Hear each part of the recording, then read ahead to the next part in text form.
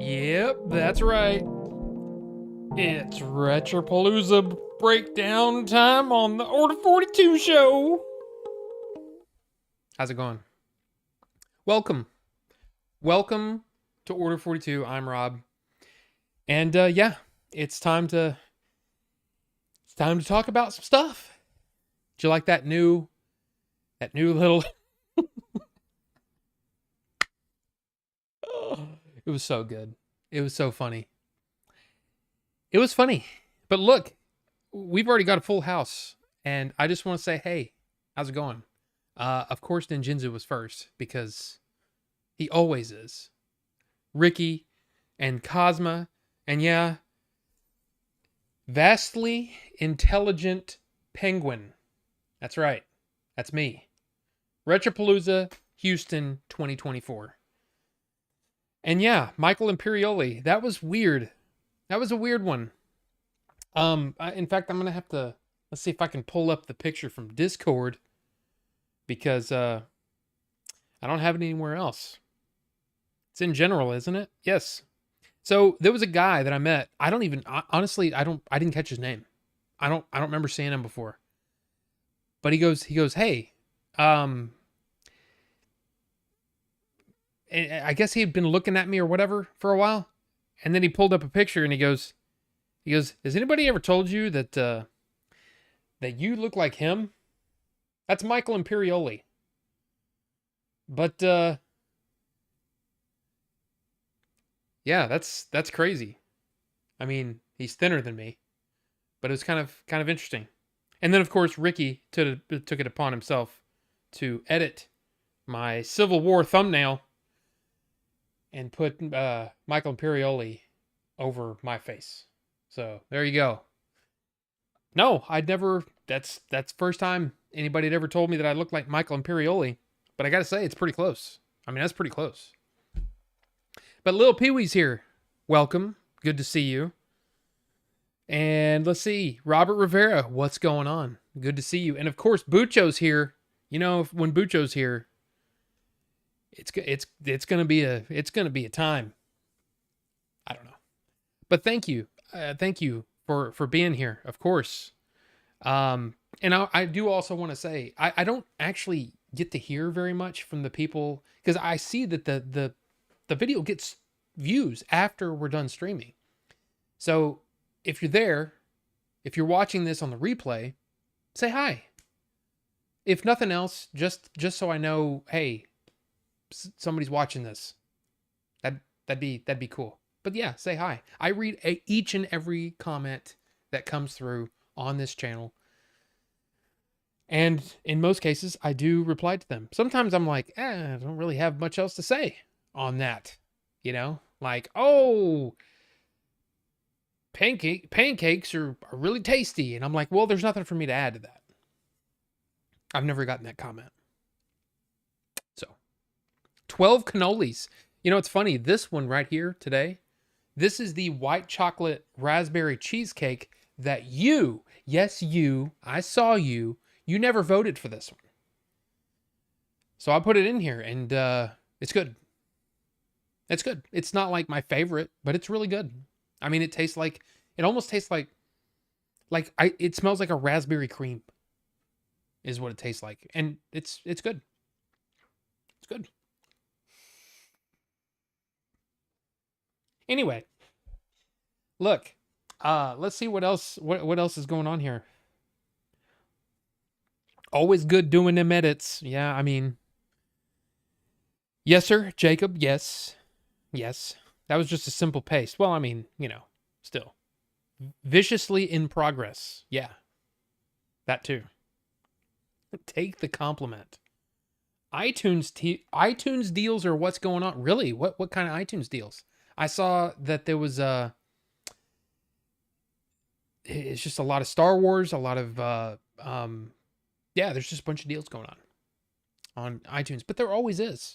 And in every video, I put down that link to Blu-ray.com where they post their deals. But it's not just iTunes. You can look up what's on sale at like Amazon or what's on sale at Best Buy or Walmart. 4K stuff, right? Discs, physical media. Physical media. So yeah, you got Evil Dead 1 and Army of Darkness for $4.99 each. See, that's the thing. I mean, look, I love my physical media, but if you just want to watch the movie, that's a pretty good deal. I mean, I'm just saying, it's a pretty good deal. But let's see, what do we want to talk about first? Do we want to get into Retropalooza stuff first? Do we want to go through that? I think we do. But yes, very important penguin. Yeah. And I'm just going to say right off the bat, I didn't really get to talk with Ernie Reyes Jr.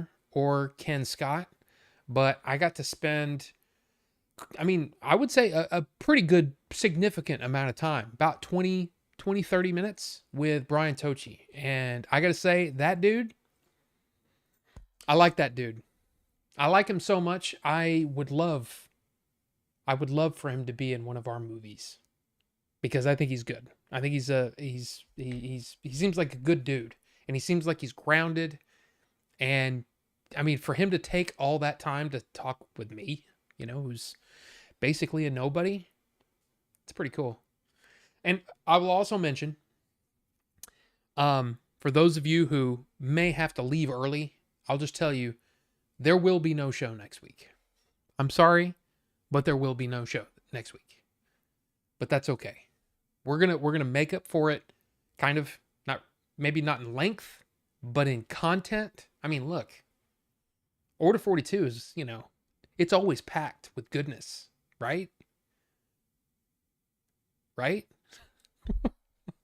But yeah, so there's that. I'll remind you at the end of the stream that, yeah, next Tuesday, you have the night off. Okay. That's just the way it is. Furious 7 Extended Edition for $7.99. I mean, that's not bad. Someone met Mr. Colbert. It's in the Discord before he got a hair trim. Uh-oh. So today, an extra 5 hours. I don't know about that. Ito Ramos, welcome. I don't know about that, but the thing is, man, after about 3 hours, my voice is ooh, you know. I will also say, we might have to take an extended break in the middle of the stream.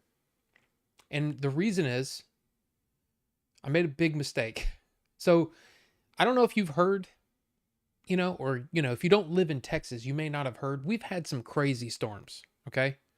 Crazy storms, flooding, all kinds of stuff. In fact, we're going to look at that on the way to Houston. Yeah, you can see the devastation. The flooding has been, the rain has been just insane. Of course, if you're a fan of the Game Chasers, you saw that the basement got flooded where we film our podcast, but it's just been insane. It was actually this morning at about, I don't know, 5:30 this morning, 5 this morning. This huge freaking line of storms came barreling through, and my mother-in-law lost power for about 12 hours, 11 hours, something like that. I'm not exactly sure how, when her power went out, but I will say, here's the thing. I do mixing, nicotine mixing, e-liquid. And we purchased a while back when all of the restrictions happened, we purchased enough nicotine to last us something like 20 years. I mean, it was kind of a crazy amount, but it needs to be frozen. And if it stays frozen, it'll last all the time. Well, since she lost power, I'm like, oh crap, we got to deal with that. And on top of that, look, there's no reason for her to have to, make room in her freezer anymore. We had a small refrigerator back when we bought that stuff. So anyway, I went and picked it up. And on the way back, it was around 5 o'clock. And I was like, hey, it's dinner time. Why don't I just stop over at the Mickey D's and get myself a mixed smash? So I'll just say, from your friendly neighborhood Crohn's boy, I might have to take an extended break in the middle of the stream. I'm just saying, look, things happen, right? It just happens. And if it happens, we'll deal with it as it comes. I'm sure we'll probably be fine, but you never know. You know what I'm saying? You never know. And you know what? Crohn's boy didn't even rear his ugly head or butt. Whatever. This weekend, man, smooth sailing. It was a great weekend for that. What the hell is McSmash, Leon? Welcome. It is a double cheeseburger, right? Double cheeseburger. Just open the package, double cheeseburger. Then you open a McChicken. You take the bottom bun, you flip it over. Take the bottom bun off the McChicken and put it on top of the double cheeseburger. And eat that stuff. And I got to tell you, as somebody who's, I'm okay with McDonald's. Somebody wanted to go with McDonald's. I'm not one of those, McDonald's, I haven't eaten that in 74 years. I eat only gluten-free, whatever, right? Hey, you don't want to eat McDonald's? I'm fine. I'm cool with that. But don't tell me that I can't have some McDonald's every now and then. Okay? You got that straight? Miss, frugal pants? So anyway, the McSmash is one of those things that when I tried it, I'm like, this is like the greatest thing at McDonald's. It tastes so freaking good. I can't tell you why, but there's something about it. I crave it. And so, on the way home, why not? Let's have a McSmash. But you never know. You never know. Could be a thing. Let me get caught up real quick, and then we'll get into Retropalooza stuff. How's that? That sound good? That sound good? Yeah. It'll make the next climax that much betterer. Which climax are you talking about? This is a PG-13 show, Jacob. Okay? So let's keep it PG-13 here. I hope you're thinking, yeah, maybe you're just talking about something else and it's my mind that's dirty. Either way, for an hour, which is what I did. So take that. A dust storm. Interesting. Surprisingly, we didn't get any rain. I live next to Corpus Christi. Really, Robert? Because I've heard all kinds of crazy storms in Texas. A bunch of stories. Been about a good 30 years or so since the last time we had good storms like this. Yeah, it's been pretty crazy. The last few weeks have been pretty crazy. Pissing with power. It's not going to be pissing. Okay? If we have to take a break, it probably won't be because of the pissing. But I'll let you know. A McGangbang? That's not a McGangbang, Carbonite. I don't know what it is. But hi, Carbonite. How's it going? Good to see you. Good to see you. We still don't even have the McGriddle in this country, so doubt we'll get that. Well, it's just a double cheeseburger and a McChicken, basically, on top of each other. And then, you kind of have to unhinge your jaw to eat it. It's great. I will never eat at McDonald's again after my last experience last Friday. Matt Walls, welcome to the show. I feel like there's a story there. I'm just saying. Let's move on. Stream buffers. Oh, crap. Crispy McButterpants. Crispy? Crispy? Crispy? I don't know. Pissing with power rolls off the tongue better. Well, I don't really have like a cute euphemism, phrase for, I gotta go drop anchor in there, The Duke's, giving me a 911 page. You know what I'm saying? Nobody uses pagers anymore, Rob. It's 2024, okay? Everybody uses the satellite phones. Anyway, let's get on with it, shall we? Yeah. Rob, that's a black screen. I know. I'm getting there.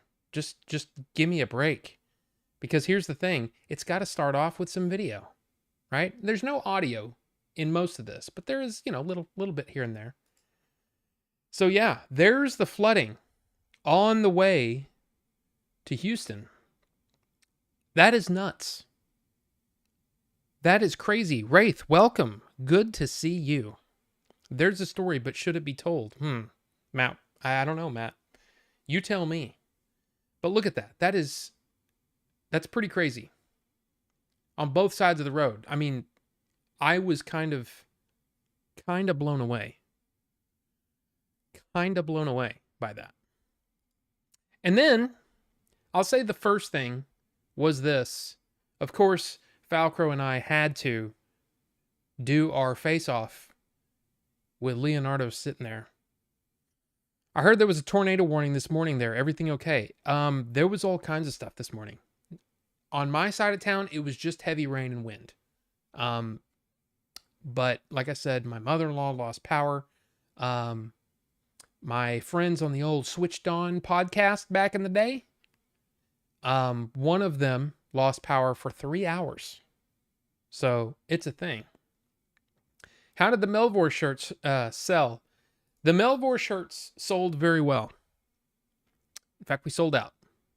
But he'd only brought in English, Rob? No. He only brought 3 of them. So they sold out pretty quickly. But yeah, Falcro and I, we every year we do this thing. Phil, welcome. Good to see you. Good to see you. We by the way, the Melvor shirt was the Melvor the Great with in the 80s, Nerds Got Dealt With or something like that. The Soccer Moms Are Hot. That hasn't been printed yet, but it will. Oh yes. Oh yes, it will. No Melvor.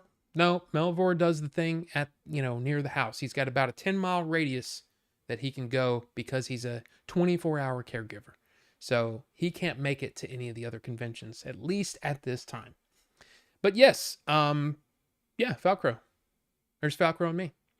And Falcro was a staple of the entire event. He's all over the place helping out. Falcro is awesome. And Friday night, I went to Razoo's with some of the boys. Now I don't know the guy sitting next to me. I can't remember. I don't know his name, but he works with Chief on his booth and everything. Of course, that's Chief on the left. The guy that I don't know, and then there's Michael Imperioli in the back, and then you've got Billy and Eric, and we went to Razoo's. Now here's the thing. Why would you go to Razoo's? Everybody wanted to go to Chewy's. Why did you say, hey, let's do Razoo's instead? Here's the deal. Billy and I came from a different direction. Like I was riding with Billy, different direction. So it's basically like there's Chewy's. You got to look at it. You got Chewy's, you got a restaurant, and then Razoo's. I don't remember what the other restaurants are. Usually we come down the service road and you drive into the parking lot and there's Chewy's. But we came the other direction for some reason. I don't know why, but that's what happened. And we drove in front of Razoo's, and there was a sign that said, all you can eat fish or shrimp for like $15.99. And both me and Billy are like, that sounds tasty.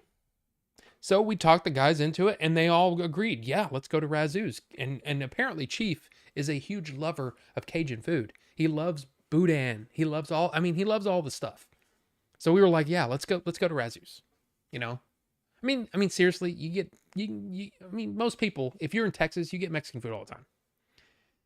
But you don't usually, some people just don't have access to the old Razoo's or the Boo Rays if you're in Dallas Fort Worth, Boo Rays. Anyway, so we went to Razoo's. It was a complete and utter farce. It kind of makes me not want to ever go to Razoo's again. And here's why. The first thing you have to do is you have to pick. You're going to do fish or shrimp. I mean, for me, it's a no-brainer. I want fish. They give me 2 pieces of fish. You get one side. Fries, of course. And then another side that will be only available on your second plate. So I got hush puppies. Oh, and there was only a couple of choices. So it was like coleslaw or hush puppies or something like that, right? I picked hush puppies, right? Hush puppies. So 2 pieces of fish, fries, hush puppies. We finished that, and immediately, like, they're bringing the food out. We're like, hey, another round, right? It was like 30 minutes for us to get the next round. So you got another piece of fish, another little thing of hush puppies, and immediately another round. It was like an hour before we got to the third plate. And at the third plate, you don't get any more fries. You don't get any more hush puppies. You just get either a piece of fish or shrimp. It was a joke. It was a joke. Like, I'm sure most people have gone to like Cece's, right? And they have all the pizza line, just out. And you just pick however much you want. You fill up a plate, it's like this huge mound of food. No, it wasn't like that here. So it was kind of a joke. Kind of a joke. Now, I only had 2 plates because, well, it was a long time. Billy and Eric both had 3 plates, but it was kind of a joke. It was kind of a joke. Oh, and by the way, if anybody's wondering, no Freddy's was to be had this weekend. So that was Friday night. Did Billy punch Eric's hamburger? There was no punching of any hamburgers, which is still like the funniest thing. Like the idea that someone would punch a hamburger is it doesn't make any sense. And that's part of the reason why I love it. Because why would you punch someone's hamburger? I mean, apparently, there was a reason. Let me get caught up real quick. A Melvor duck shirt. Oh, yeah. I agree. I think that would be great. I would buy it. Rob found a YouTube channel called Toy Federation. Dude kind of looks like you. Uh-oh. Do we need to look at this? Toy Federation. YouTube. Greer, South Carolina. Nope. I mean, is that him? Because if that's him, that kind of, it's kind of, yeah. He's in better shape than I am. Yeah, that does kind of like, I mean, especially like for at a glance. At a glance, yeah, sure. I could see that. He can also grow sideburns. I cannot. This is about as much of a sideburn as I can do. Interesting. Interesting, Phil. You will buy a Soccer Moms Are Hot shirt? I think a lot of people will. That's the thing. I mean, and the thing was is he could only print one. And so he went with that one. And that's why he did the little poll on Twitter or whatever. So yeah. A Sopranos family sit down. I mean, it kind of was. Kind of was. Yeah. Again, kind of a joke. All you can eat, but you have to wait for hours to get your next thing. So yeah, it's kind of a joke. Kind of a joke. But we had a panel. We had a Game Chasers panel. And here's the thing. I told those guys, I don't need to be on the panel. All the people here, they're here to see you guys, not me. And they're like, come on, dude. You're part of the group now. Come on. Quit being like that. Come on the panel. I didn't come on the panel, but you know what I mean? I attend the panel, do the panel thing, all that. And it's actually good because one of the first questions was about the next movie. So it's kind of cool. And of course, like I said, it's weird. It's on previous panels, I'd be kind of nervous, because I'm like, I don't feel like I belong. But for some reason, this time I was kind of like, whatever, and we just had fun up there. It was a really, really fun thing. And then, of course, what ends up happening is we're joined by Tim. And by the end of it, Eric came in too. So it was a fun panel. We had a lot of fun, a lot of laughs to be had. I will also say that there are AI songs that apparently Eric is into, the AI stuff. And I don't know how it's going to happen, but we'll have to ask Billy. It's a Christmas Robotica remix. And it's awesome. It's really, really, really awesome. Like, I'm like, dude, this actually sounds really cool. Like, I like it. I mean, which kind of sounds like, what, you don't think the original Christmas Robotica song is that cool? Yeah, I do, but this was awesome. And then there's also another song that Billy and Eric started to put together. And it has to do with me. And I'm going to see if I can get that from Eric so you can hear it. Because I don't even want to tell you what it is. You just need to listen. So that is probably something that's going to happen. Let's see. Kid's birthday party. Yeah, it kind of does. Yeah, it definitely a ripoff. Definitely a ripoff. I look photoshopped in there? Let me see. Do I look photoshopped? I don't know. It's weird how the compression on Twitter X really just kind of flattens the image and makes it look kind of crappy. Like, that's Falcro taking these pictures. So, yeah. Did you not kick off about the long wait times? I mean, what could we do? And do we want them, in our fish? No. But yeah, no Freddy's. It's kind of a bummer. Now, Billy had Freddy's. Oh, I didn't even talk about that. Holy crap. On the way there. Okay, let me set the stage. It's a long drive. It's about a 4-hour drive from Billy's house to the convention center. About a 4-hour drive. You know how like you just set cruise control, right? And you're going up a hill. This is Billy's truck now. You cruise control. And then when you start to go up a hill, you start to slow down. So the computer, the AI, if you will, in the truck says, "Oh, I gotta downshift so I can, keep the speed sort of close to the speed that was set." So it downshifts. Well, as soon as we crest the hill, Billy's like, I have no gas. Check engine lights on. And I'm like, oh crap. Now, luckily, there was a gas station right there. Billy sort of pulls in there and he's like, I don't understand. I have no gas. And I'm freaking out.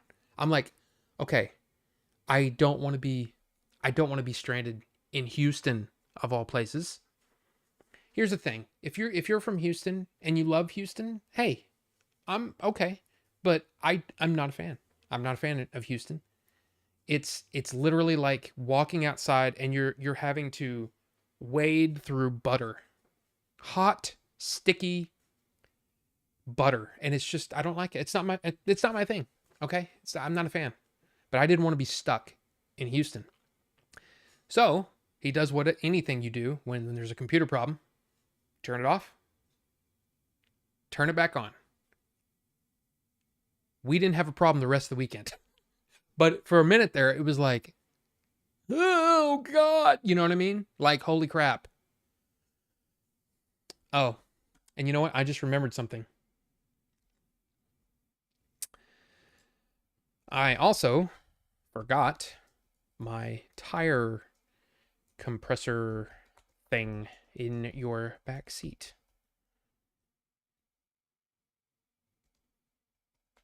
Sexy. Okay. So, yeah. You also had some tire things. Anyway. You'll punch a burger, Filbert? Welcome, Filbert. Good to see you.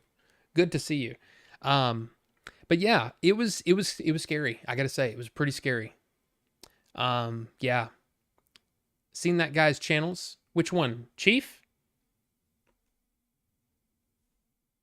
You talking about Chief? Good old Chief? Look, Chief, I will give you sort of a skip to the end almost. Retropalooza this weekend also there was also Comic Palooza at the same time in Houston proper. And we think that might have not been the best thing for Retropalooza. Apparently, there were some attendance issues. You know what I mean? It was a little slow at Retropalooza, but we had a great time. We still had a great time. But I know Chief made out like a freaking bandit. But look, here's the thing. The panel, man, I had a great time. I think it was really fun. And again, getting to talk about a little bit about the story of the movie, which we've talked about here. And yeah, he just reminded of you, as he seems like a good dude and passionate about what he does. Ah, Phil, cool. Well, there you go. Little shout out for, he probably doesn't even need a shout out. He's probably much better. Oh yeah, 52,000 subscribers. Yeah, he's doing much better than I am. Not that there's a competition or anything, but yeah. Timmy and Eric love it. Yeah, it was fun. Tim and Eric look like they're doing a wrestling promo. You know, there was talk about possibly, now I can't make any what do you call it? Promises, because I don't have anything to do with the planning for Retropalooza, but there was talk about possibly having a wrestling ring at Retropalooza in October, which will be in Fort Worth, by the way. It's moving from Arlington. Arlington, apparently the city, they sold the convention center, so Retropalooza will be moving to downtown Fort Worth. That's a possibility. I'm just saying. Hey, Rufus, what's going on? Good to see you. I've said what I said about the songs, not for me, but good luck to them.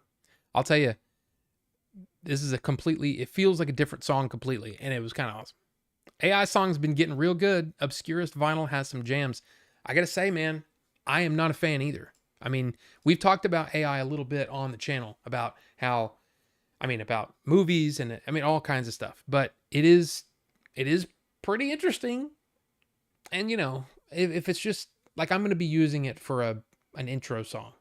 So it's probably not going to be that big of a deal for a stream. You know what I'm saying? Did it downshift and rev high? It did. It did. But it was kind of scary. Horrible sticky heat. Yes, Phil. That's Houston for you. That's Houston. My college car that basically happened to. Started back up, drove it home, never started again. Oh, wow. Well, like I said, we were lucky. We were very lucky. We didn't have a single problem after that. But Billy was like, I'm taking this into the shop, like, as soon as we get home. So, yeah. Now, I will also say that Friday, or that this was Saturday during the panel. One of the other things, I didn't really need to switch over for this. Um, Rachel's been in the chat many, many times. She's not here today. I think she might still be on her way home. They're not like Billy and Jay and just say, "Oh, what's the drive time? 76 hours? Oh, let's just do it all in one shot." Yeah.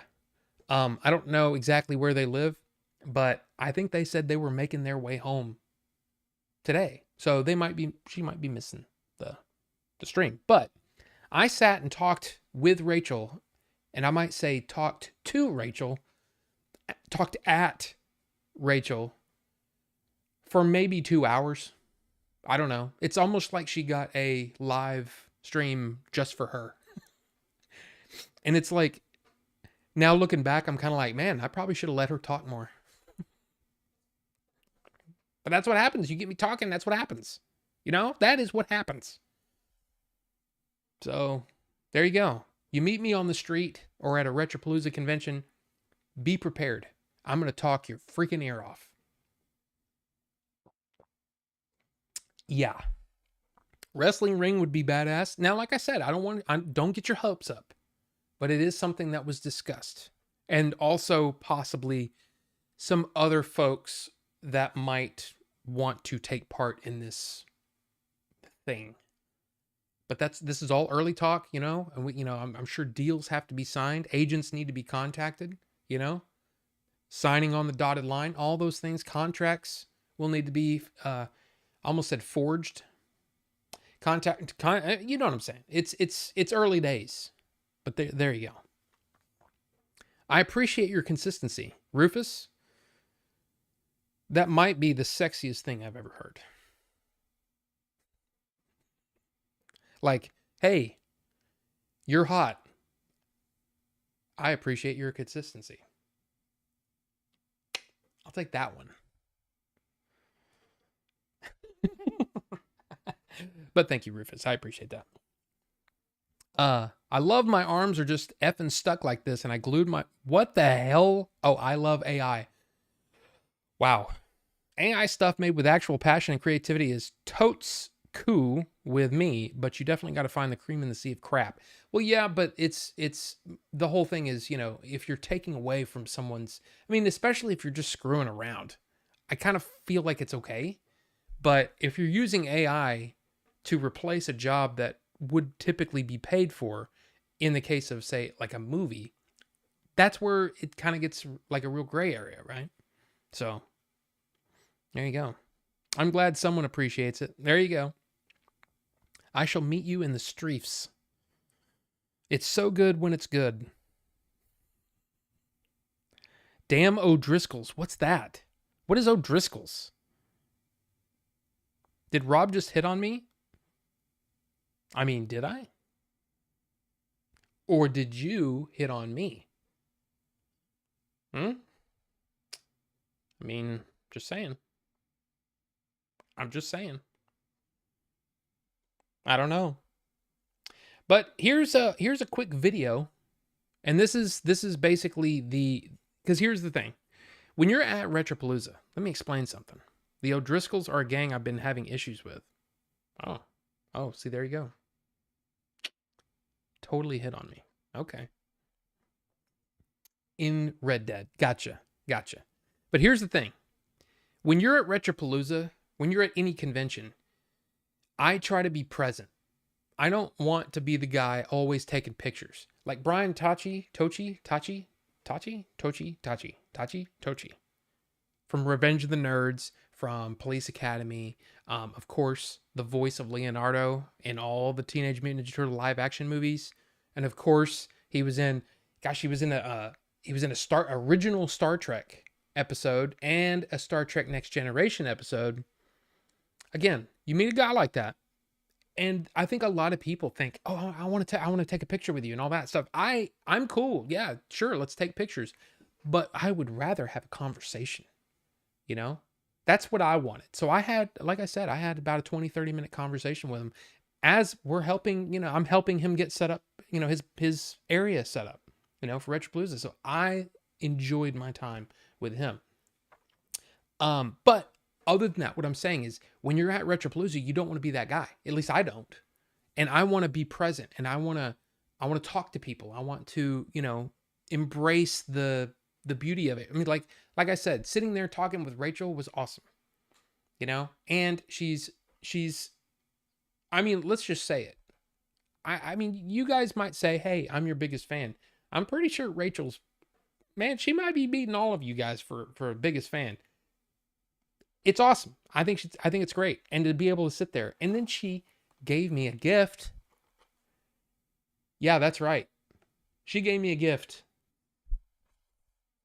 And this will go great next to my AT-AT that's already been done. I mean, this will supplement my AT-AT thing. So I think that's cool. So thank you, Rachel. If you're watching this later, thank you. I haven't put this together yet, but I will. And it'll be great. It'll be great. So I thank you for that. But like I said, you want to be present. So I just took a little bit of video. And why don't we, we'll sit back and watch that now. So there you go. Pasadena Convention Center.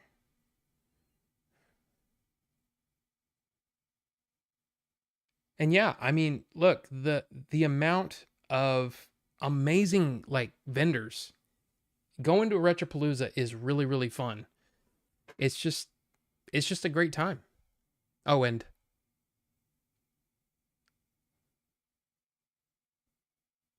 that was supposed to...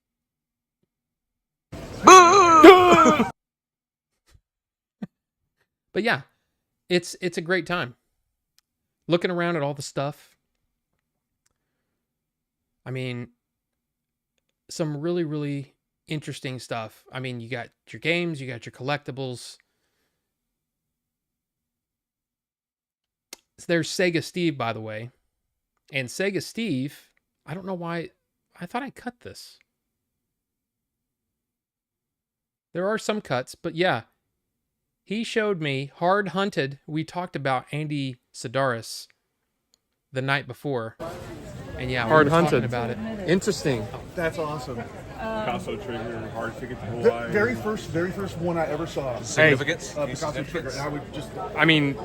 I've heard of it. I remembered it 18 years old, Blockbuster, 19 but years old, I never whatever. saw We it. went to Blockbuster, saw this stuff, and my buddy's like, "Let's get this." So yeah. Hard Hunted. But yeah, I mean, you just get a lot of people, artists come. It's really cool. It's really neat to see the amount of different stuff there. It's just really cool.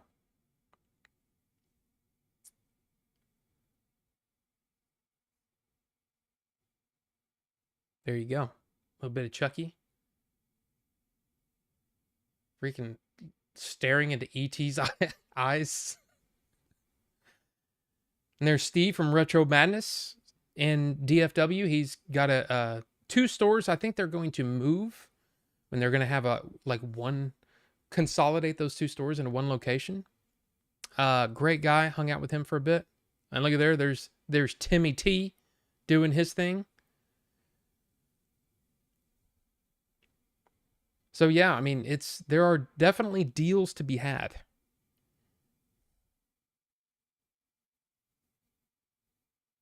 Look at all the art, I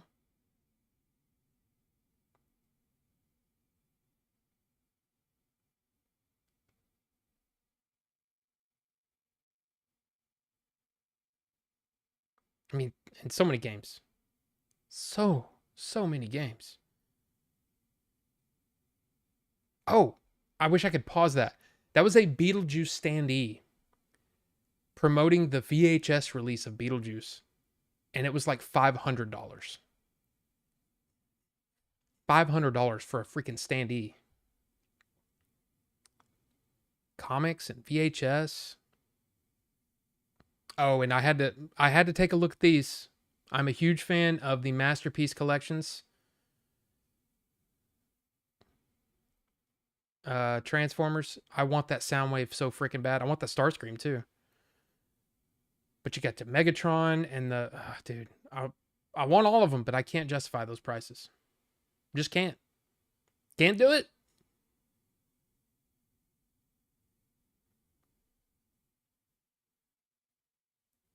I mean, there's so many games.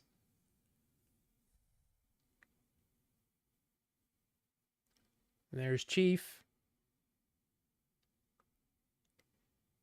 Yeah.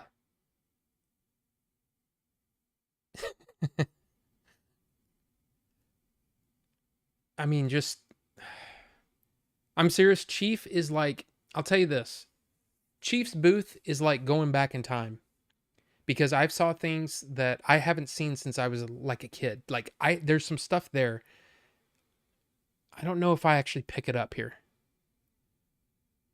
But there's something there that I hadn't seen since I was a kid. Since I had it when I was a kid. Amazing stuff. But look at that. Viewmaster, Battle Beyond the Stars. Look at this. An 8mm copy of Rodan the Fly. I mean, dude. He finds the best stuff. It's so freaking cool. And of course, let's see. There's some Turtles, some Hulk stuff, Return of the Jedi speeder bike. And then there, you can see that Lord of the Rings set that I have right here is right there. He's got it for $120, which is a great deal.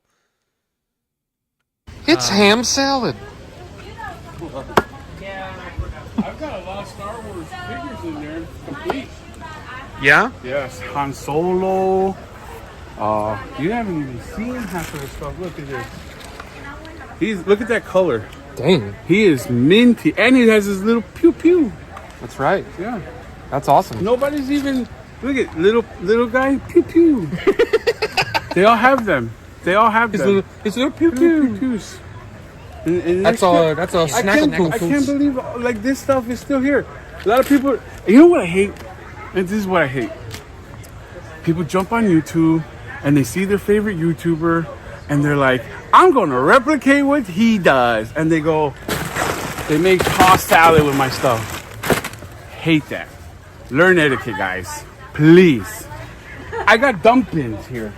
If you need them, you could just nicely, gently dump it into the empty box and then decide whether you want to or not without thrashing. Please. So you don't want your fingers or your figures finger blasted? Yeah, please don't finger bang my figures, please. And there you go. So that is the Retropalooza. I mean, the video part. Now I still have more to tell you. But let's talk. Let's talk a little bit. Let's see. Okay.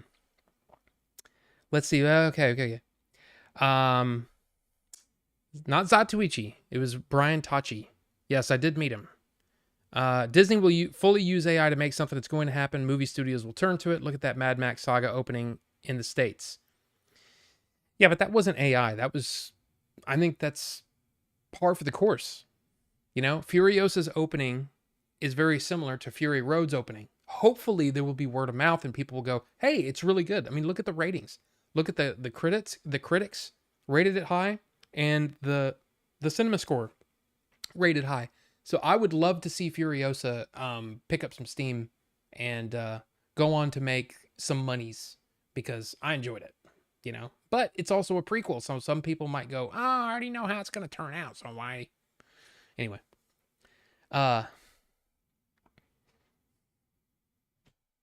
Lil Pee-wee, I'm not sure what to say about that. That you copulate with me? It's interesting. I'm still at work, 3 more bounties, and I 100% the original Red Dead for the first time. Hey, look, you guys with your Red Dead, I don't know. Same, I enjoy talking to the people. I know some people enjoy pictures, but the whole picture celebrity zoo just isn't for me. Filbert, I'm there. I'm right there with you. Now, if I were to meet Filbert, I might have to take a picture with you. But, you know, and again, I'm not against taking pictures with people. I'm not against it at all. But like me meeting someone like Brian Tachi, I'm not going to be like, hey, can I take a picture with you? It's just not my thing. And if you do that, I'm not saying it's a bad thing. It's just not for me. I'd rather sit and have a conversation with you. Like Ben Burt. When I met Ben Burt, I didn't take a picture with him. But I talked with him for like 5 minutes. with a line of people. And you could tell he's like, I want to continue this conversation. That was great. I love that. I made a connection, So that's just the thing. I said, that's just me. Oh my gosh, there you go. I bought 4 or 5 of those. I have quite the snow trooper army. Well, there you go. Did I just? Where'd my, where's?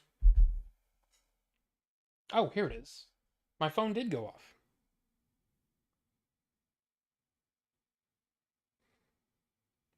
My phone did go off. Oh, I forgot about that.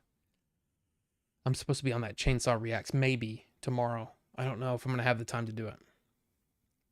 But yeah. Was that a pristine Nintendo 64 box? Yes, it was. Bonobo Juice, welcome. Good to see you. But yeah. I have all David's books. The Sedaris family? Hard Hunted? Yeah, I don't know. Little old Rob from Pasadena. I hope I can get an artist booth this year, but knowing my luck, they already sold out. I want to buy some more glasses from Timmy this year. Oh, they've got some plans. If you like the Melvor the Great shirts, there may be, I'm just saying, there may be some Melvor-ish, maybe Soccer Moms Are Hot glassware this year. Just saying, it could be a thing.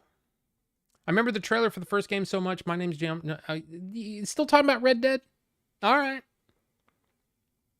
He should have sent a pic to Dave. Filbert, I spoke with Dave twice this weekend. I actually sent him a picture of that Beetlejuice thing. And then, let's see, what else did I send him? I sent him a picture of this. This was at Chief's booth. I know he's into the crash test dummies, but wanted to see if that was something that if he was interested in it, I would see if Chief might give Dave a discount. But he says I already have that. So, there you go. But there's more Chief stories to come. Okay. Alien ship. I've been looking for that. Yeah. In fact, the Ark. If you watch the Game Chasers episode where Chief got that Transformers Ark, he had that there. I mean, there was just so much great stuff. I mean, seriously, I wish I could just. I'm not a toy guy. I'm really not. But man, there's so much stuff there that I'm like, I want that. I want that. You would have bought that Soundwave for $250? I can't justify that. I just can't justify it. I wish I had all the monies. If I had all the monies, I would do that. Rob, these conventions could be a movie of itself. I mean, I think so. I think it could be an interesting one. I mean, you just have to find the story, But I think you could. The Godzilla VHS, I know. Yeah, Chief seriously is like, where does he find this stuff? He's just that good. He's that good. I always check stuff out properly and clean. Did I pick up anything? Oh, Filbert. Yes, I did. Yes, I did, and I will show it in just a moment. That's a shirt that needs to be made. You know what? You're right. You're probably right. Let's see, hold on. I was also told that don't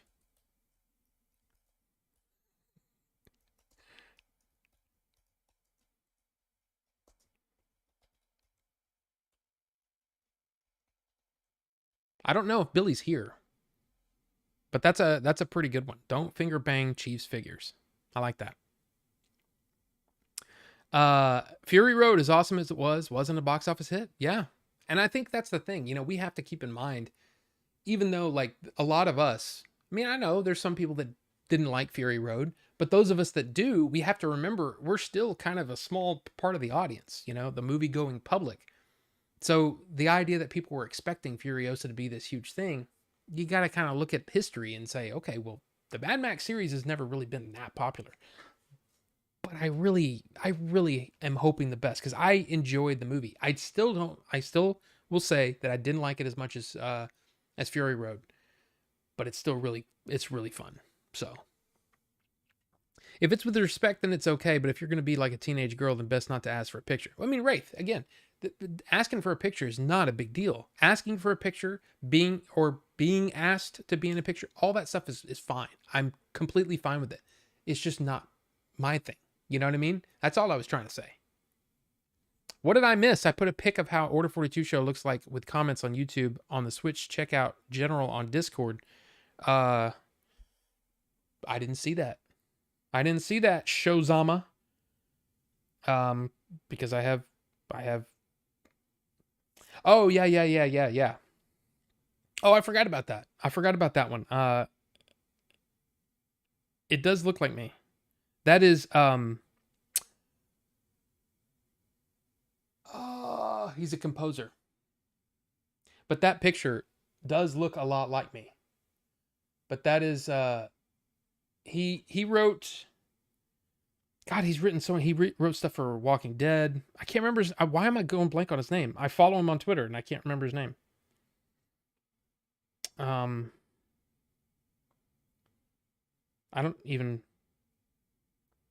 I'm following too many people.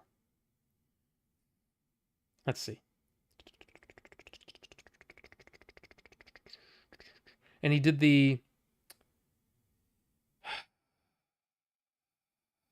what's his name? Bear McCreary. That's him. Yeah, I do look like Bear McCreary in that picture. Like there are other pictures where Bear does not look like me, but that one definitely looks like me. So, Order 43. Oh, yeah, no. Well, actually, Wraith, I didn't hear Brian Tachi say that, but I was not next to him. If we were next to him, like if our booths or our tables were next to each other, I'm sure I would have heard all the sayings, but I did not. I did not hear anything about that. Let's see. If you enjoy, that's Nightbot. Thank you, Nightbot. Appreciate that. Liking the stream and all that kind of stuff helps the channel. Thank you. Yeah, I would have bought that Soundwave. Did you forget how much I spent on the chainsaw and to ship all that? No, I remember. I remember, Wraith. I remember. But that's the thing, is that I want the Starscream, I want the Soundwave, I want the Megatron, I want the Optimus, I want all of them. The only one I have is Skywarp, and the only reason I have that is because it was the cheapest one. It was like $60. So, don't whiz on the electric fence. I see, wait, those that didn't like it are wrong. Seriously, Fury Road was, in my opinion, a masterpiece. The fact they made an entire movie out of what just Roadrunner Wile E. Coyote chase was great. I loved it too. I thought it was great. But exactly, Carbonite. Furiosa could be like Elemental, and word of mouth could make it successful down the road. Absolutely. Absolutely. Fury Road and Furiosa could be summed up as, what if Fast and Furious, but in the barbarian genre? Two things you hate, and yet you dig Fury Road and Furiosa and the other Mad Maxes. Discuss. It's simple. Fast and Furious and the barbarian genre. Those are two separate things. Mad Max is I mean, you could say, it's combining bits and pieces of those two things, but it's set in a post-apocalyptic world in the desert and all that kind of stuff. It's, I don't know. I can't explain. I can't explain Bucho, but I really love the Mad Max series. Now that I've seen them all now. I hadn't seen the previous three before I saw those, a couple weeks ago. Really enjoyed them. Yeah. Not a big fan of barbarian genre, and I'm not a big fan of Fast and Furious, but apparently, if you say so, the Mad Max series is a combination of the two. Well, sign me up. I like it. So here's the deal. My pickups were from Chief's booth. I even brought attention to the fact that, yes, he had this Tolkien set, right? Which I already own, of course. It's right there. But a great deal. But he had a couple of other Tolkien items that he saved for me. First up is this. I've never seen this before. The film book of The Lord of the Rings. Now this I haven't opened yet. I figured we could open this on stream. He always shrink wraps his items, which makes them feel even more premium than they might otherwise be. but it makes it feel like a thing. It's awesome. So why don't we open this, shall we? And here's the thing. You can't... I'm going to have to... Oh, crap. My knife's in there. I should have slit this open earlier, but I did not. Let me see if I can do this without... You know what? Hold on a second. Let me grab a knife. Hold on.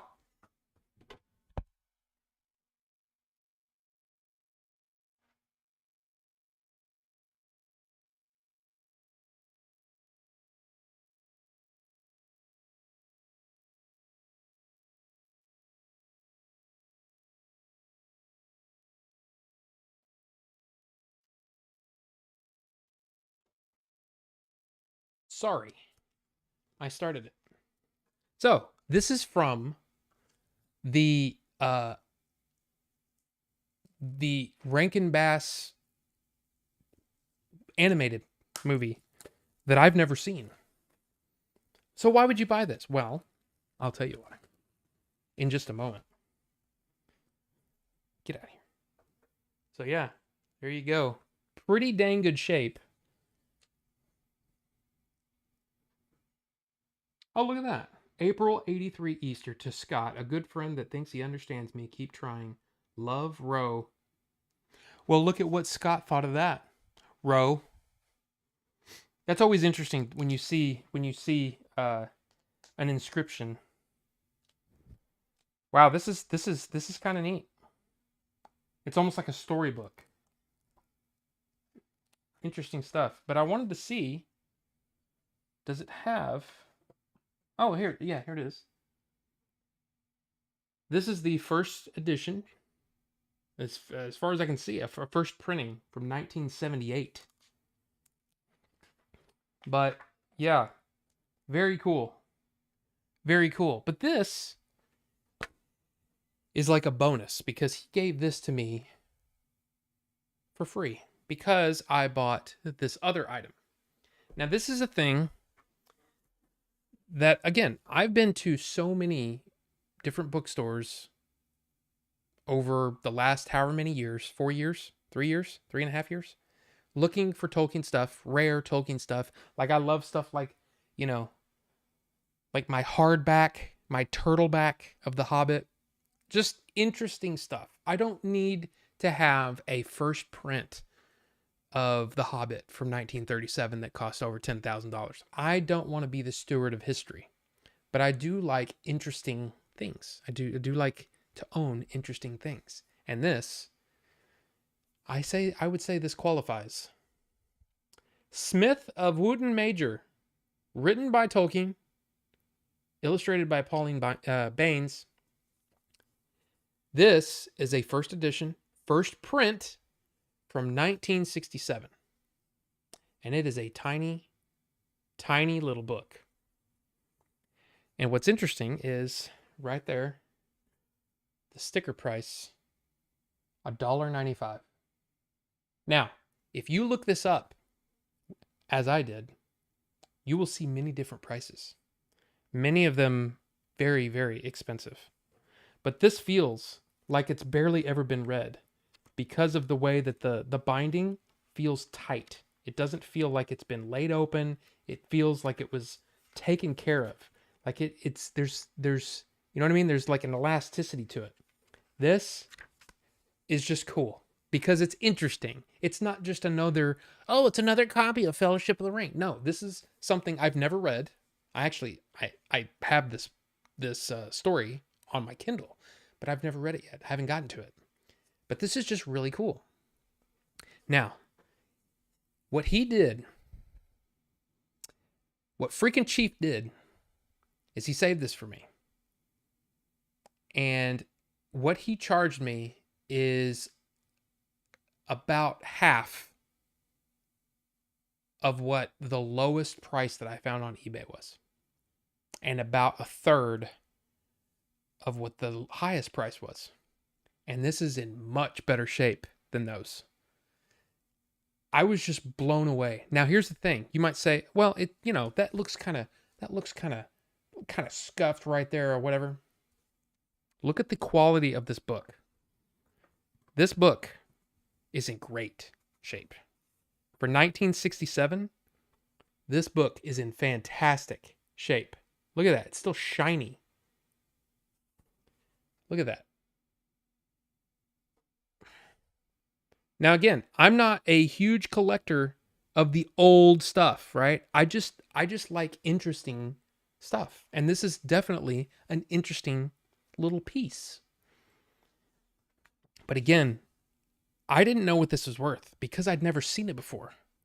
And I asked Chief when he, it was about 30 minutes later, I went and sat down and I started looking at it, opened it up, and was just like, man, kind of blown away by it. It's a first edition, first print. I'll show you. Here you go. First printing, 1967. And I'm like, now this is, of course, reprinted by the Houghton Mifflin Company. So this is the U.S. print, but it's the first printing in America of this book, originally printed by George Allen and Unwin. But I looked it up and I'm like, oh my God, this is worth so much more than what I paid. So I went over to Chief and I said, dude, I feel like I owe you some more money because no. And he goes, man, bro, you got the bro price. You got the friend price. And he goes, here's the thing. As long as I'm making money, I'm cool with it. And I'm like, dude. So the fact that Chief has remembered the fact that I'm into Tolkien stuff and continues to bring me cool Tolkien stuff, dude, I don't even know. I mean, again, meeting, Rachel, sitting there talking with Rachel. Me and Squiggles talked for like 2 hours.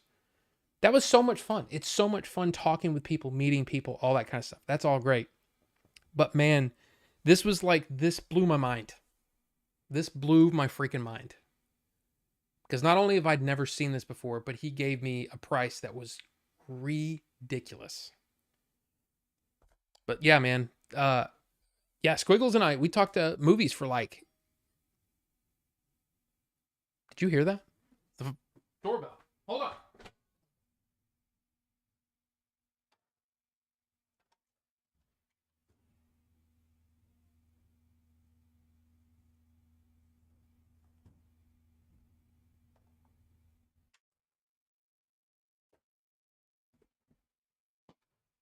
Was Amazon.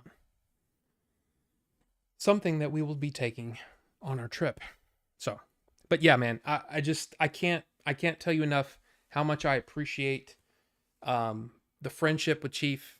If there's anything that he ever needed, I told him, dude. And again, it's not like he continues to do for me. And I'm like, I want to repay him, but I don't, other than paying him money. Just what a cool dude, you know what I mean? So there you go. According to the doorknob, Rob is in Area 51. Well, I mean, it's... Yeah, kind of. It's a parking permit, but yeah. Let's see, hold on. The Hobbit animated film. The Greatest Adventure. Yeah. I love the original Hobbit, but this is, same production company of that first Fellowship of the Ring. It was the Lord of the Rings, and then there was a Return of the King. Yeah. The Lord of the Rings one I haven't seen because it was done by a different company, right? It was rotoscoped. And I still haven't seen it. So yeah. Let's see, let me go back here. I'm a little far back here. Fury Road and we already talked about that. I just saw Furiosa today in IMAX Discount Tuesday. Excellent movie. Recommend watching it on the biggest screen available. Yes. Shozama. I enjoyed it, and the sound design was impeccable. If anybody else seen Fast 10, Fast X, did you also think that the Decepticons were about to attack? Yeah. Use your teeth like a caveman? No. Am I a fan of the Ralph Bakshi? That's what that is. Yeah, it's not Rankin Bass, and that was my, yeah, I forgot about that. Because it was Rankin Bass that did The Hobbit and Return of the King, but it was Ralph Bakshi that did the Lord of the Rings thing. He also did what, like American Pop and other stuff, which I haven't seen. But I still think that's cool. But he gave that to me for free because I bought this. So, Chief is a hell of a guy. Hell of a guy. Rob, if you're interested, I have the original copy of the soundtrack on vinyl of the Bakshi films for free too. I mean, Filbert, look, here's the thing. I mean, look, hey. Look, if we get to meet, sure.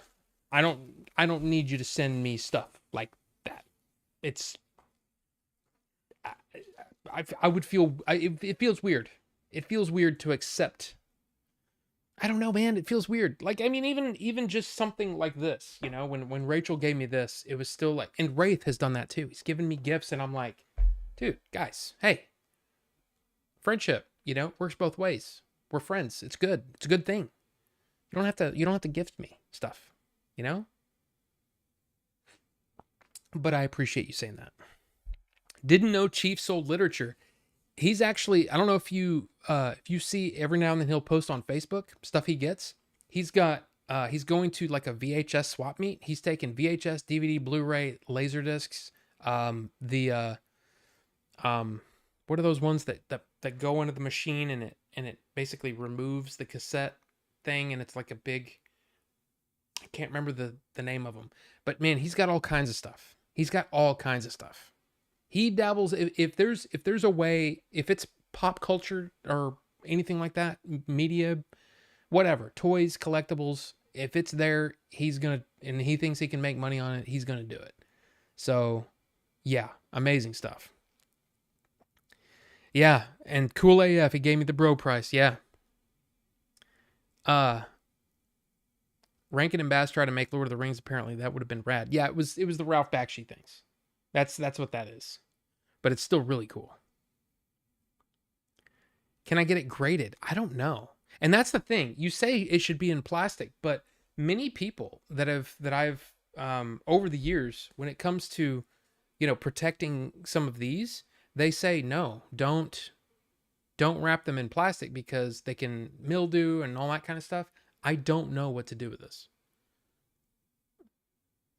I don't know what to do with this yet, but I'm going to look into it and figure it out. So all I can say is it's just really cool.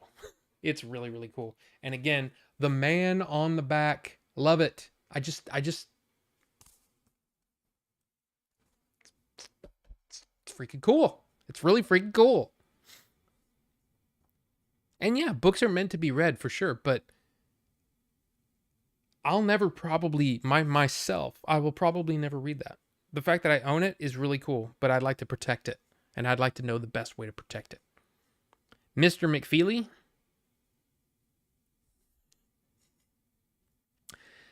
Transformers can't handle family. I'm so glad Rob got that Greatest Adventure reference. Dude, I'm one of those guys that I loved that, because that was the version of The Hobbit or anything Lord of the Rings, anything. You know, I read The Hobbit and then we watched the movie in school, and for whatever reason, it cemented itself in my brain, and it's just always been something that I ever since have really, really enjoyed. I love that cartoon, and I've seen that cartoon countless times. I owned it on VHS. I don't own it on DVD or Blu-ray. I think I bought it digitally. So I have the HD version of it, and I've listened to that soundtrack. I have that soundtrack somewhere on one of my hard drives, and I've listened to it. My favorite song in the whole thing is the with the elves when they get to Rivendell. Oh, where are you going with beards all a-whacking? Yeah, remember that? No knowing what brings Mr. Baggins. Oh, tra-la-la. Yeah. I'm a nerd, dude. I love that stuff. And for some reason, I love that whole soundtrack is great. Even though that guy he sings like that. I don't know how he does that. I know he doesn't, mess with his Adam's apple, but it's the greatest adventure is yours, or is all yours to make. Yeah, all that stuff. Yeah. Anyway, sorry, I'm a nerd. I mean, it was only for a second, but I genuinely thought those semis were about to transform. The way they shot them rolling up was a straight up Mike Bay transformer shot. Yeah. I remember when we used to talk for 2 hours, sigh. Well, Bucho, we do have those chats in the Discord every now and then. Or, you could just say, hey, let's chat. And I'd be like, okay. You just got to let me know. Don't feel bad, Bucho. Plastic sleeve, I'll get protection, but have air so it won't get moldy. You just recently got it on VHS? I don't think I have the VHS anymore. I think I sold it a while back. But yeah. If there's a whip, there's a way. That might be Return of the King song. That sounds like the Goblin song. But even the Goblin song. And my voice isn't low enough to actually sing it. But yeah. It's called vibrato. Yeah, but not like nah. I mean, it's like it's very it's weird, man. It's really, really weird.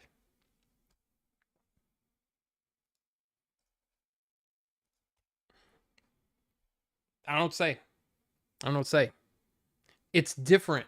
Like I used to, like when I would sing, I could do some vibrato, but not like that. Like that's, if he can do that without doing this, if he can talk like that without doing, that's what it sounds like. Listen to that. Go listen to that Hobbit song and you go, wow, that's, yeah. I've been keeping up with Discord lately, so I missed the chatterizing sessions. Well, Bucho, we got to figure out a time when you can do it. Like Tiny Tim. I can't remember. Let me see. The Hobbit, Rankin Bass, Glenn Yarbrough. That's his name. Glenn Yarbrough.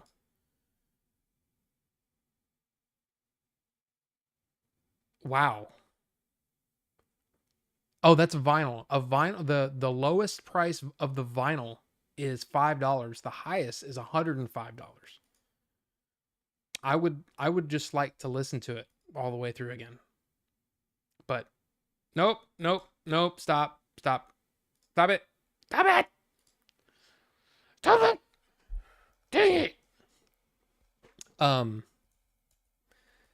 Hobbit, Rankin Bass. I had to close that. Soundtrack. Let me see. Oh, look, it's on YouTube. The entire thing's on YouTube. But is there a CD of this? I guess I could do that. Oh, tra la la la lee, here down in the valley. Ha ha. Oh, yeah. Funny little things. 15 birds in 5 fir trees.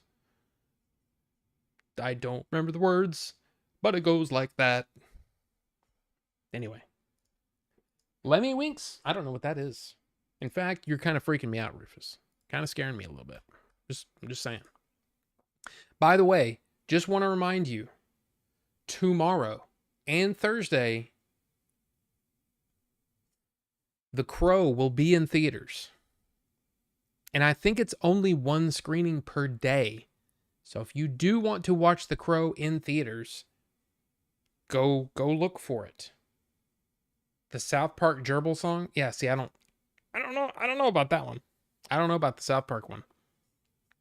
But anyway, yes. So if you're interested in seeing it, it's the next 2 days, tomorrow and Thursday. So just keep that in mind. The Crow in theaters, 2 days only. Do the thing if you want. If you want to. You can do the thing if you want to. Never mind. Oh, I have notifications. Oh, look there. Ms. Ashley. Ms. Ashley. Oh, yeah.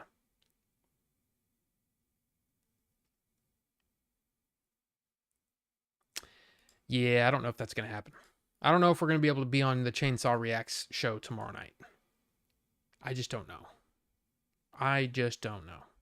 Well, Ricky, I don't think there's an excuse. If you want to see the Crow in theaters, you need to go see it. Do it tomorrow. Do it. And by the way, also next week, which I will be missing this, June 4th, which is next Tuesday, The Acolyte premieres. 2 episodes will premiere of The Acolyte if you're interested.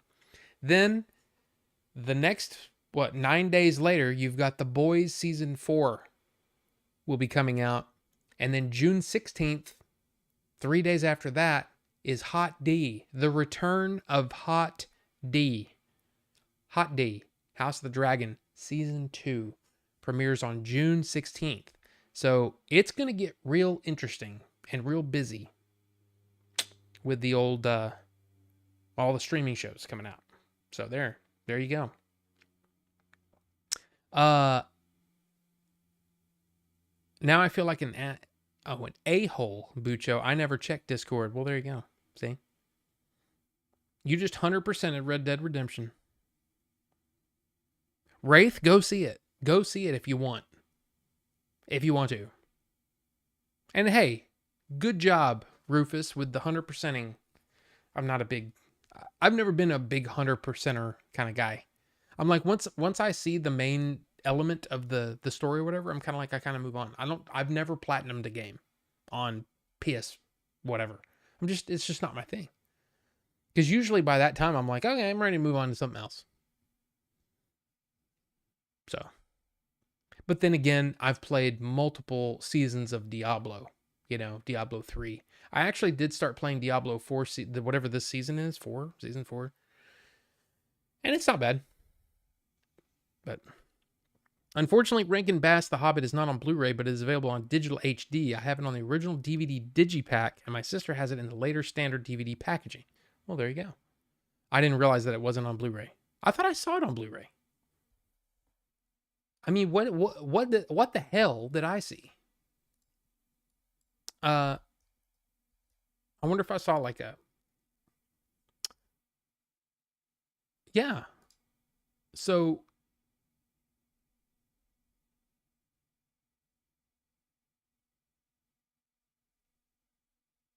So is this a I'm guessing that's a bootleg or something?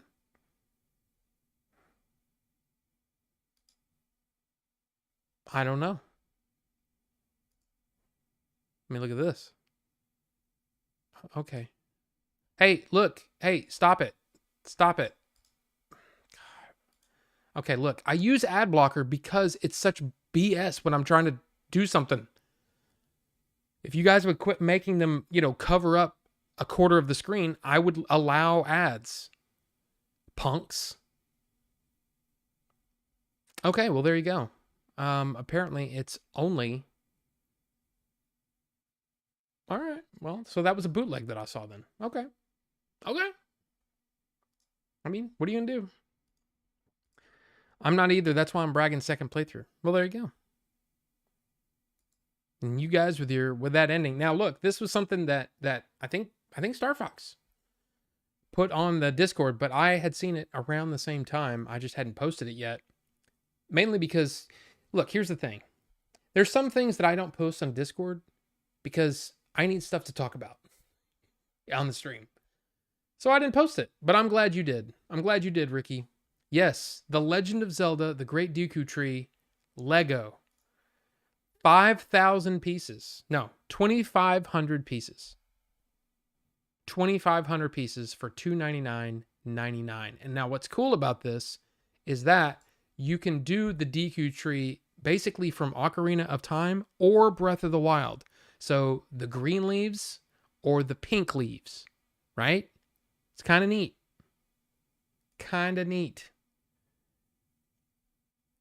I mean, look, I understand when somebody says, well, that's just too expensive. I get that. I understand that. But this is really cool. And it comes with 3 different versions of Link and a Zelda. But that's pretty cool. It comes with a little Sheikah slate too. But this is just, it's cool. You know? You've got the little guy, the little Link, the adult Link, Zelda from Breath of the Wild, and Link from Breath of the Wild. I think that's cool. So yeah. There you go. But the thing is, if you look at it, most of the time it's however many 1,000 pieces, it's $100. So typically 1,000 pieces will be $100 set. That's usually the thing. But it is Zelda, so maybe that's it. I'm trying to think. I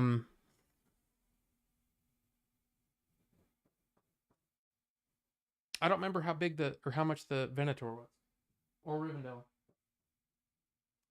The wife said that we will be building Rivendell when we get back from our vacation. So there's that. But yeah, I don't know. But like, I know the Titanic set was like 9,000 pieces, but it was only like, it was like 650, I think. So it was a little different. That should have been, if that same ratio applied, then that should be a $900 set. It was only $650. But I think it's because a lot of pieces were very, very small. Very, very small detailed. But yeah. Oh, Pee-wee. Jacob, have a good one, man. Thanks for being here. Thanks for chatting and all that kind of stuff. Let's see. Wish I could get my internet working. Watching streams and movies on my phone sucks. Carbonite, I'm sorry. I'm so apologetic. Yeah. 3 Zeldas and the Princess Lady. Exactly, Ricky. Exactly. I just think, I mean, look, it's cool. Is it something I'm going to buy? Probably not. I'm just going to be honest with you. It just doesn't do it for me. The Deku tree isn't, like, to me, an iconic thing from Legend of Zelda. It's just not. I think the minifigures are really cool, but it's just okay to me. Now, I have my, what is it? Figure 5, figure 4. I have my figure 4 Zelda and my figure 4 Link from Breath of the Wild. So that does it for me. You know what I'm saying? Those do it for me. Those designs and the everything, it's just they're beautiful. They're beautiful and they're big. That's more my thing. So there you go. There you go. You want that tree? Well, then get it. Get it. Actually, you know, the figures, the Figma Link, those are actually it's actually pretty cool.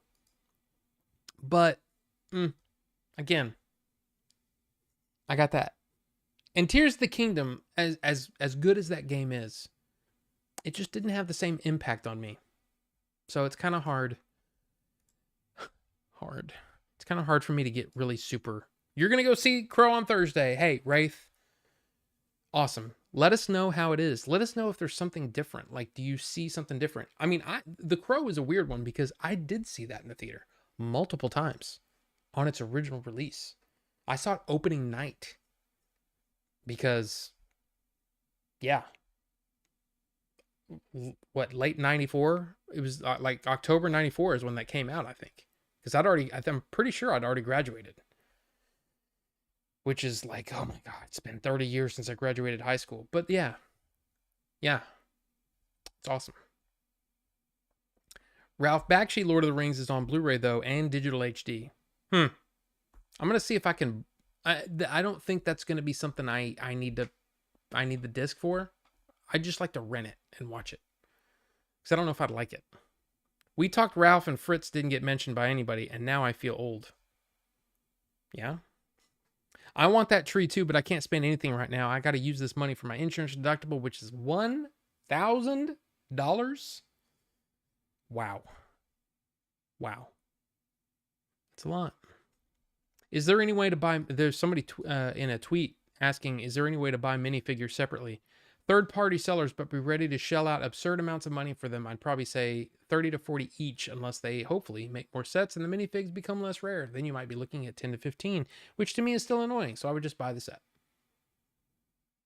Yeah, it's going to be interesting. They probably will be available if you just want the minifigs, but yeah, it's a thing. Oh, it was May 94? Okay.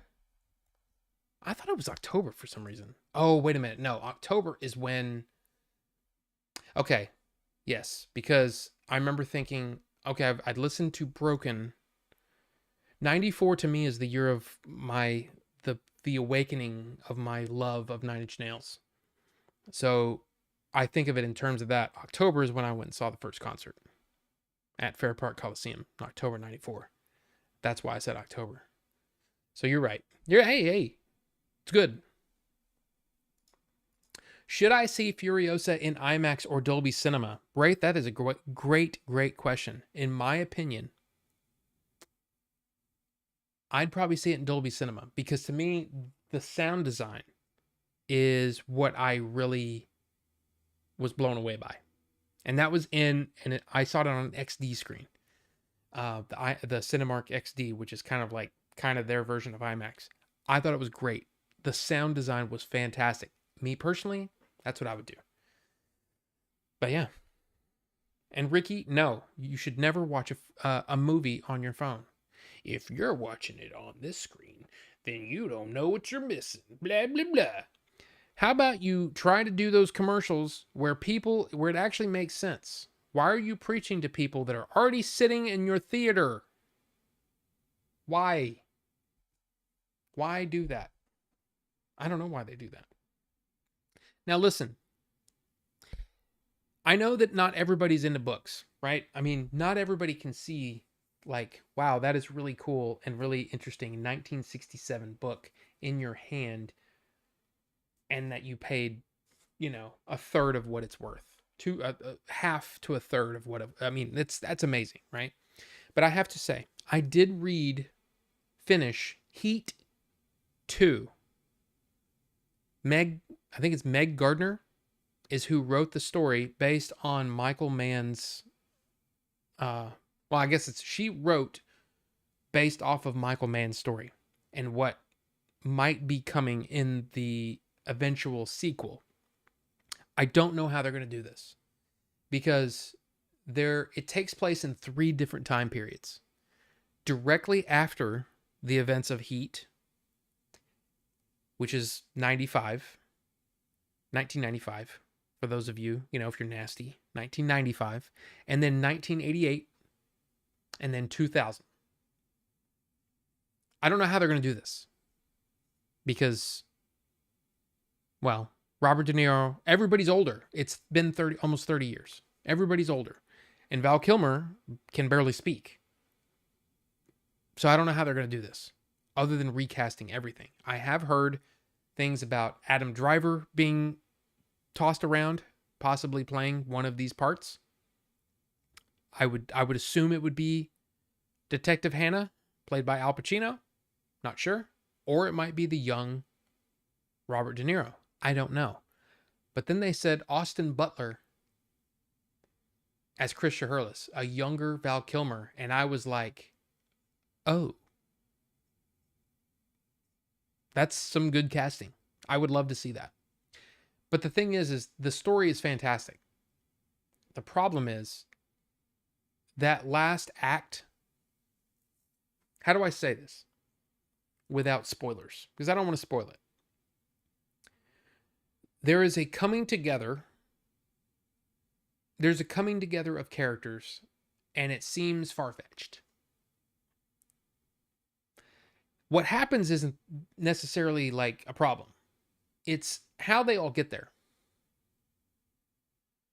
And it kind of took me out of the story and kind of I kept having to stop and go, but that doesn't make sense because then this would, you know what I mean?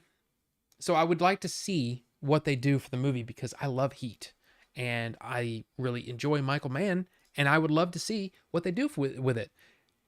But I would say if you're a fan of that original 1995 Michael Mann directed Heat, starring Al Pacino, Robert De Niro, Val Kilmer, Tom Sizemore, Danny Trejo. Yeah, if you're into that, if you're interested in that, if you like that movie, read that book. It's worth reading because it's interesting. And John Voight too, because John Voight's character is in the book too, and it's kind of like, how are you going to do that? I mean, he looked pretty old back then.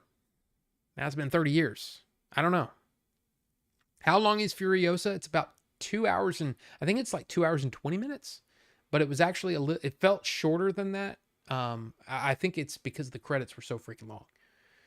But yeah, I think it's 210, like 210 to 220. My phone isn't that small, Rob. Yeah, it is. It's smaller than a giant 80-foot screen. Well, it looks like the Death Storm is back. It looks brown orange outside like Fallout. Dust storms.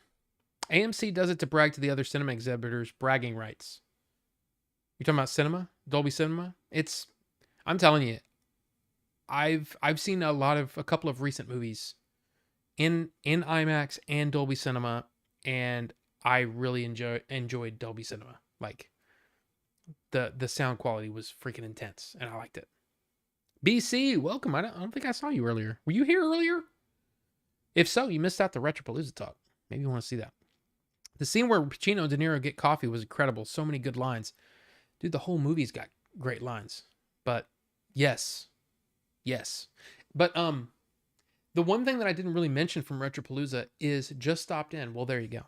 The one thing I didn't mention, which, I apologize if anybody was missing it, but I spent all weekend pretty much with Billy and Eric.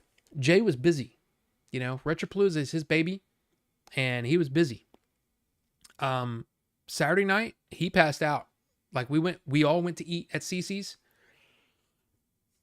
I don't think I even mentioned that we all ate at Cece's. And for some reason, Billy,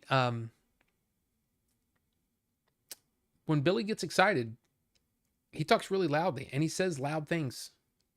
Just things that probably should get us kicked out. But that's Billy. But yeah, but Jay looked tired, man. Jay had a really late night Friday night. I'll let him talk about that if he wants to, on his stream, because I wasn't there. But Saturday night, we went to Cece's, and he bought pizza for everybody, which was awesome. But then we got back to the hotel, and I didn't see him again. And it's because he went up to his room and he passed out, and he slept till like 6 a.m. So yeah, I mean, I don't want to assume, but I think that it's getting to that point. We're getting to that age where Jay's going to be like, I'm going to have to go to bed early or I'll be absolutely useless tomorrow. Because he was tired Saturday, man. He was really, really tired Saturday. So yeah. Depends on how close to your eyes you hold the phone. I mean, look, y'all are kidding, but man, especially after this weekend and seeing what did it say? 29 years. It's been 29 years since there's been a lower, or there's been a Memorial Day weekend this poor when it comes to box office receipts. I don't know. I want people to go watch movies, man. I love my movies. Michael Mann should get Madhouse to animate Heat 2. An animated version could be interesting. But there are some scenes in that book that I kind of want to see in live action. So, I don't know. I don't know what they're going to do. Squig said he hung with you at Retropalooza. Yeah, like I said, we talked for like two and a half hours, something like that. Just talking movies and stuff and he's got me convinced that I need to watch One Piece. So, apparently I'm going to watch One Piece. I don't know when. But it is on my list and it's in my brain now because some of the stuff he said sounded awesome. So I need to watch that show. And yeah, Cece's was... It's weird. It's like it's so hot and muggy. I wanted something cool and refreshing, not hot and steamy and kind of meh. Because how long has it been since you've been to Cece's and been like, man, that was really good? Like, really good. Has it ever happened? I don't know. Like me, every time I've been to Cece's, it's been like, it's fine. It's fine. It's not great, but it's fine. I don't know. Age is catching up to him? Yeah. Jay parties hard on Friday nights at Retropalooza. I mean, he does. You're not wrong. But what's funny is that he was basically sort of bamboozled into going back out. So yeah. And Falcro is here. Welcome, Falcro. Sorry, we talked about Retropalooza stuff earlier, but if you want to check all that out, it's toward the beginning. But yes, welcome, Falcro. Thank you for all the pictures. That was great.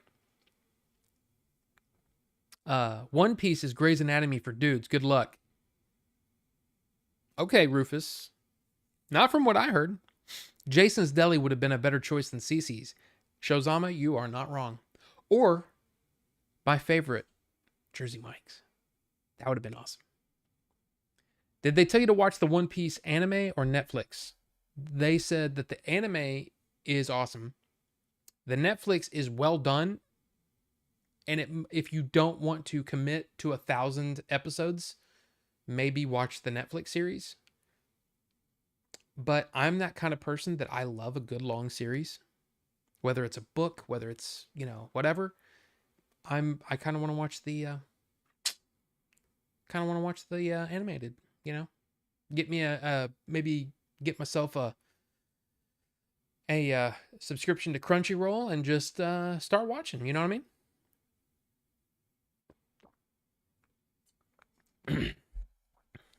But see here, well, welcome back, Robert. I didn't know you left.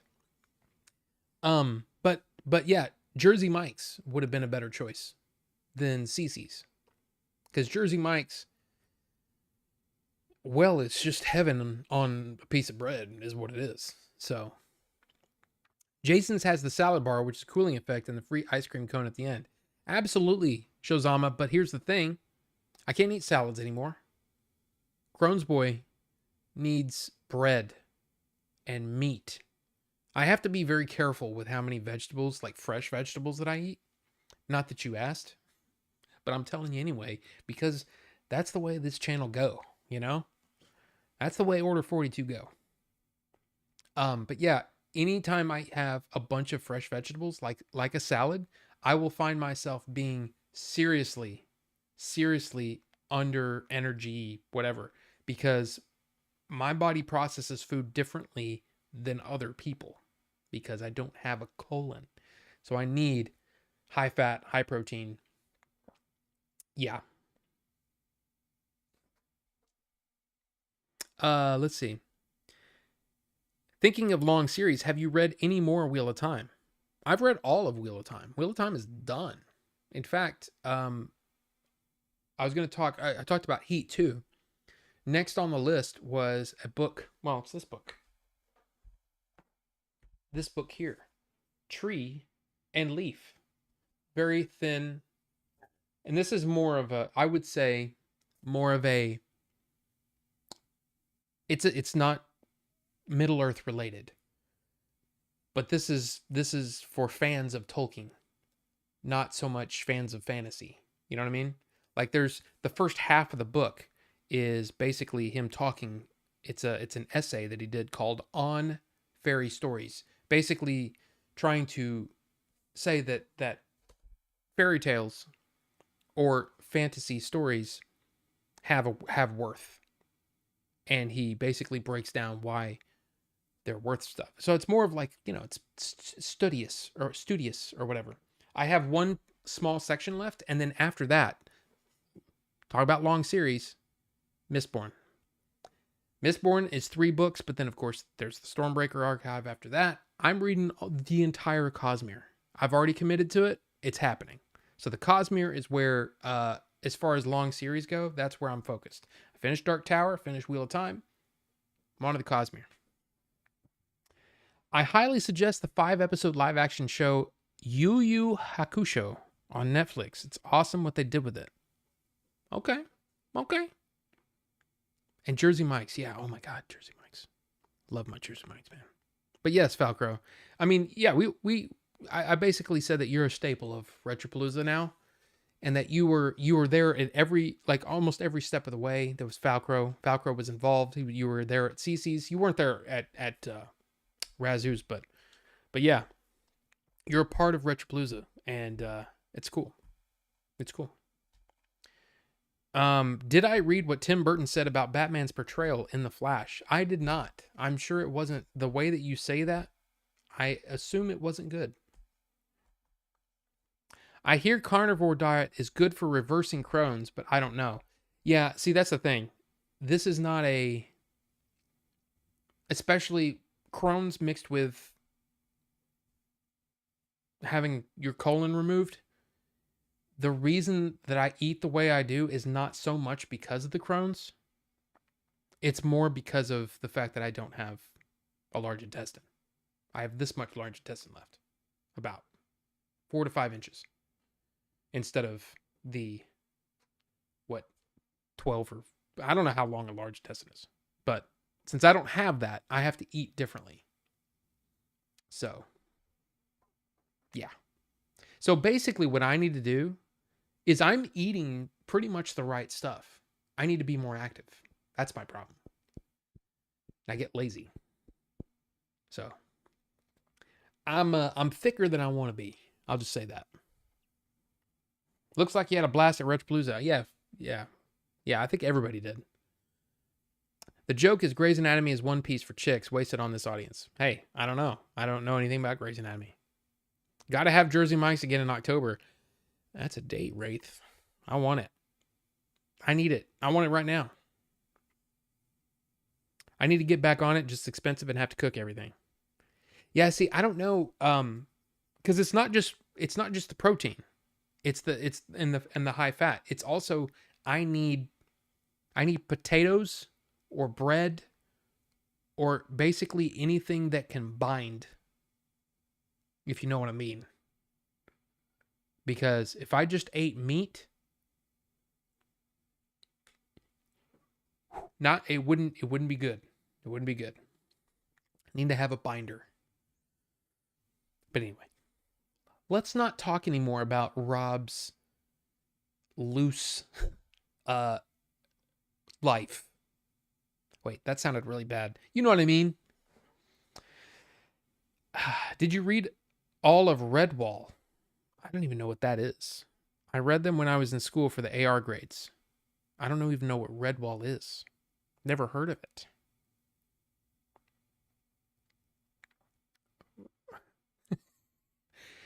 Ricky, that's not exactly what I was talking about.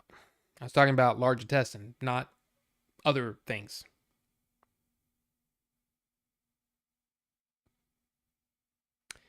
Not to get graphic, but when I was on... 90% of meat gets absorbed. Well, here's the thing, though. Not for me. It goes pretty much right through, unless there's a binder. So beef stew and rice would be good for you.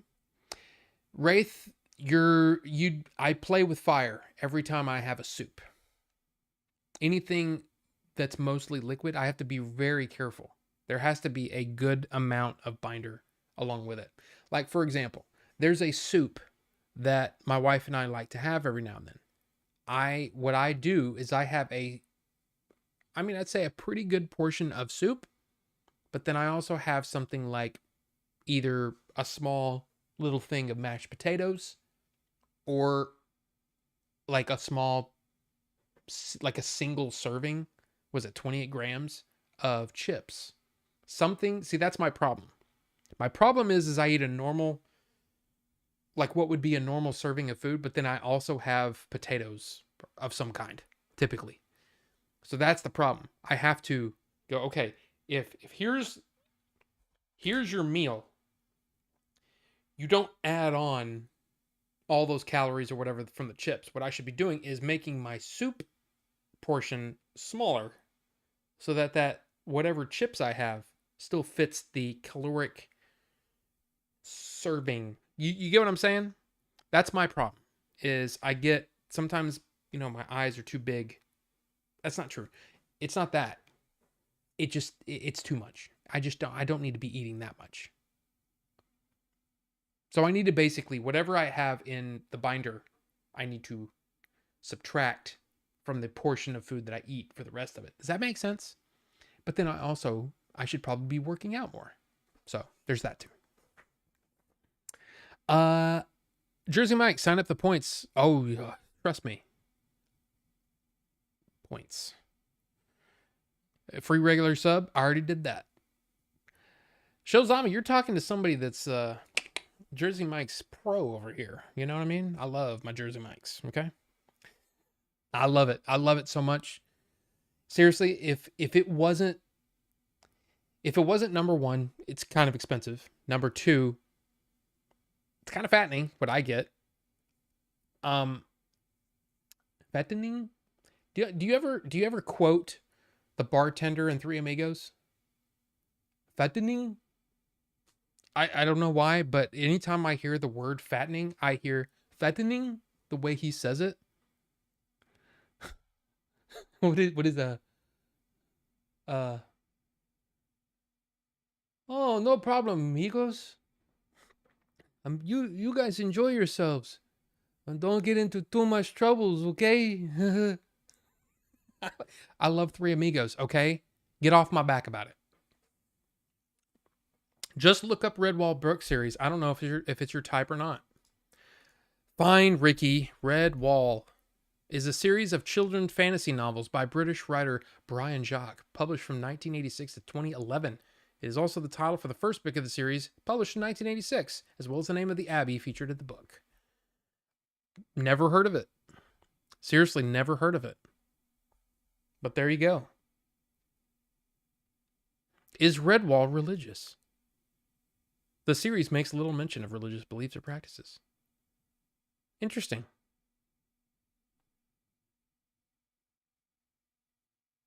Wow, that actually looks familiar to me. That's kind of cool, actually. Some of these pictures are cool. That's really, really neat. Okay. I'm intrigued.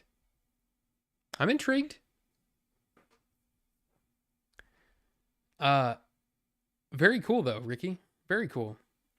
Do I take advantage of living in Texas and buy farm fresh foods? Farm fresh eggs, milk, beef make a world of difference. It's worth the money for the health benefits. I mean, I buy local eggs because that's available in my grocery store. Or organic. If I can't get those, I get organic or cage free and all that kind of stuff. I don't drink milk. Beef. I know beef is local. The beef that we get is local, but I don't know. Someone wise said a long time ago, food is fuel for the body. Yes, Cosmo. That is true. And that's something that I keep having to, every now and then I have to go, hey, you remember that thing you said? Yeah, it's just fuel. I mean, the fact that it tastes good, that's a good thing. But at the same time, you have to realize that, if you're putting, like if you're only going 30 miles an hour, and you're using premium unleaded,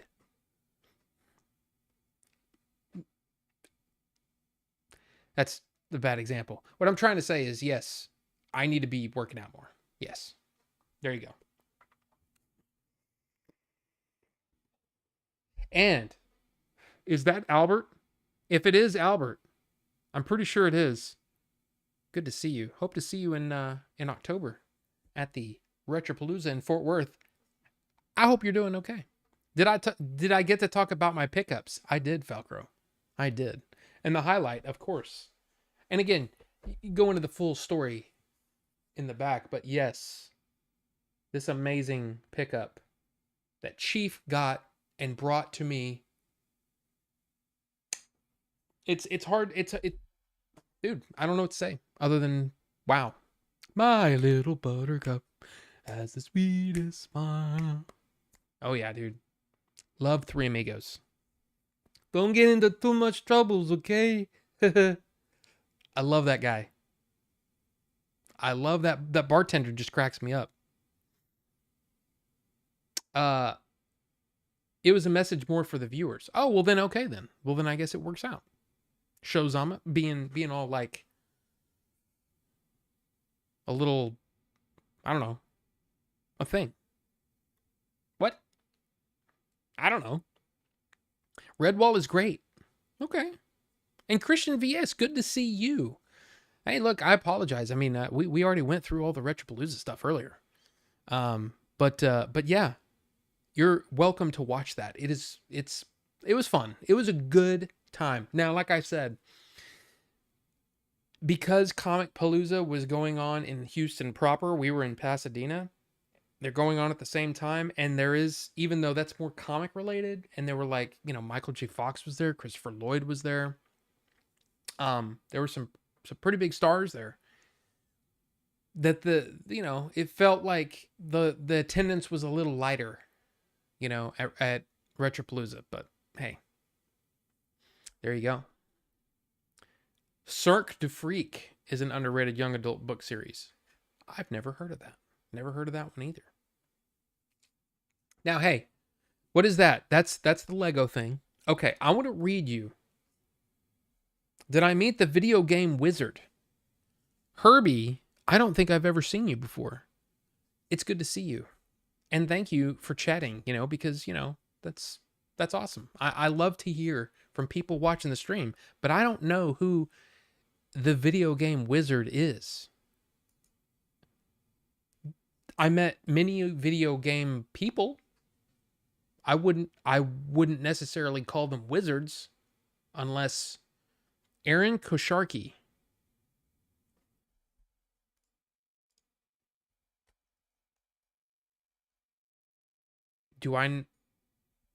I don't. Oh, wait a minute. Is this who I think it is? That's not it. The live stream and end up saying, Oh, well, of course. Yeah, I know Aaron. I didn't see him there. I mean, I shouldn't say that. I did see him. We didn't have a whole lot of contact. He was busy. I was busy. But yeah, Aaron, look, hey, Aaron's a guy. He's a vendor, I think, at every Retropalooza, but we didn't hang out at all. So the guy from Florida, yes. But hey, look, Aaron's a vendor just like everybody else, and he's, yeah. But here, look, here's the deal. I want to read you. You're not a fan of him at all? I mean, I understand. I totally understand. But that's, different people, different things. Why are there two? Is it because... That's interesting. Huh. Never mind. But I want to read you a synopsis. This is a movie that's in the works. Let me see. What does it actually say? It's picked up by Amazon. This movie is coming. I want to read you the synopsis, and I want you to think, okay, who could play these parts? Okay? The movie is called, now don't look it up, don't cheat. Okay? The movie's called Brothers. Tells the story of a reformed criminal whose attempt at going straight is derailed when he reunites with his sanity-testing twin brother on a road trip for the score of a lifetime. Dodging bullets, the law, and an overbearing mother along the way, they must heal their severed family bond before they end up killing each other.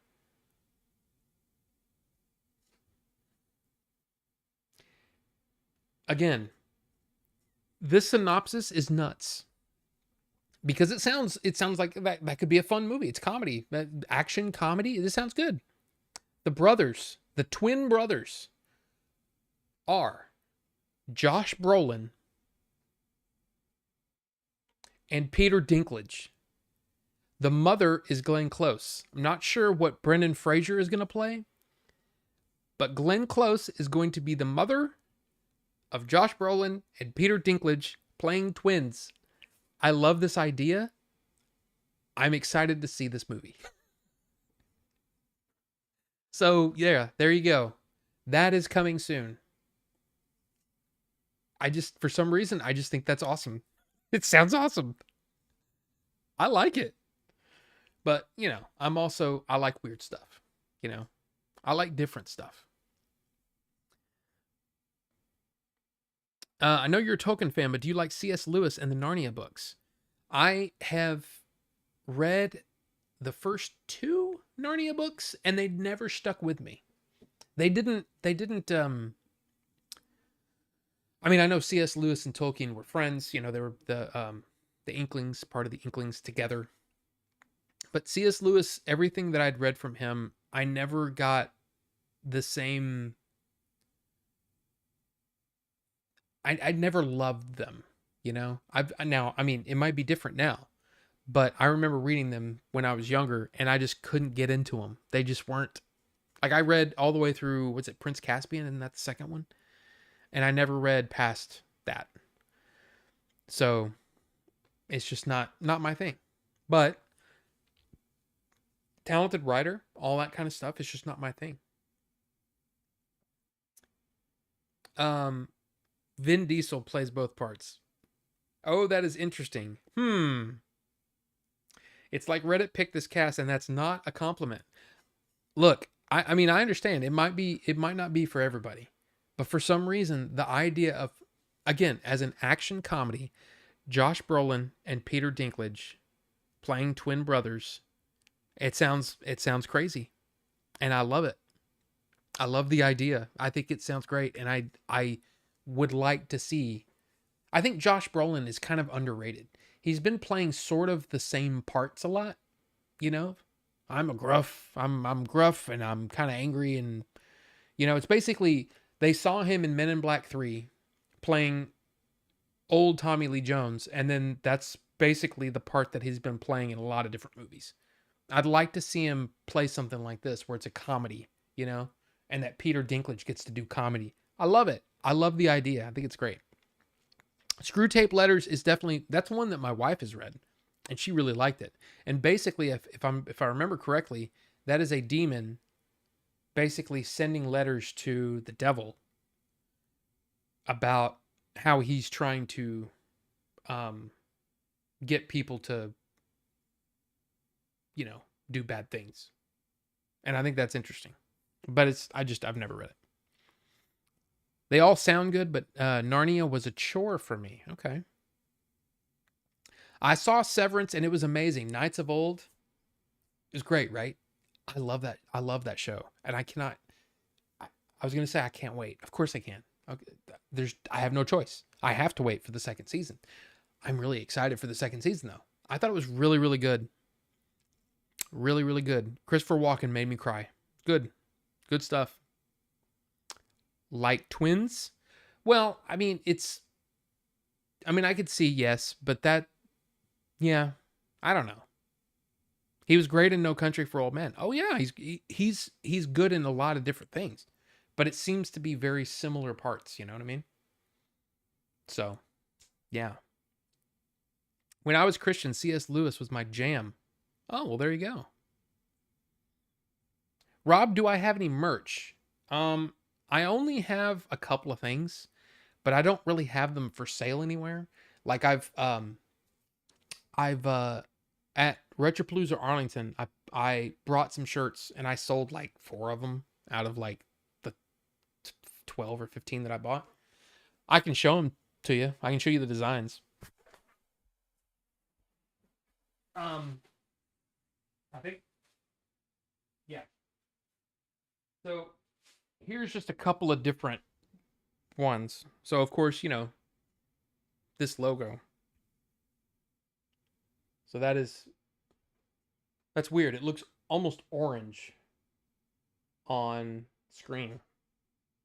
But it is more that color. It's more red. I have that. And I have this design. And the thing is I have them in different colors. I have this one too. In fact, I think Ricky and Jacob both bought, I think they both bought shirts. And then Abby bought one of my shirts. Wraith bought one of my shirts, I believe. But yeah, these are, yeah, I go for the comfy ones. I spend a little, probably maybe a little too much money on the shirts, but it's like, I want shirts that I want to wear. Right. And then here's like a different style. It's the same sort of thing, but it's on purple, but with the, instead of it being cut out like this one. But yeah, you got the blue one. Yeah. And I don't think I have any more of the blue one. But I actually have, I have some shirts already made. Like I even have this one, which is kind of cool. Just silver to black. But yeah, they're cool. They're cool. But like I said, I don't really have them for sale anywhere. I figured if somebody really wanted a shirt, they could DM me or whatever, and we could figure out something. And then I can tell you what I have, based on the size. Because I think I still have all the sizes of shirts. It's just, do you like the designs that I've already made? If not, I have some of the designs. I think. Woo! Almost tripped and fell. That would have been bad.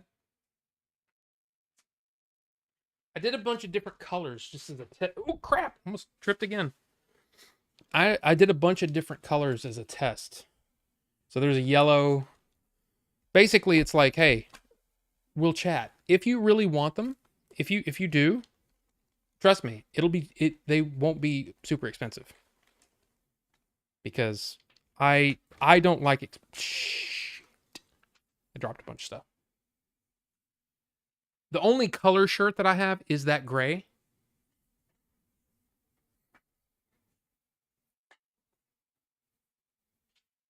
But it basically, what I would charge you is it'd probably be less than $25 shipped. It really depends on what you want. But yeah, like that. I have that. It's kind of cool. But these go on the shirts. There's a purple one. But yeah. So if you're interested, I don't know.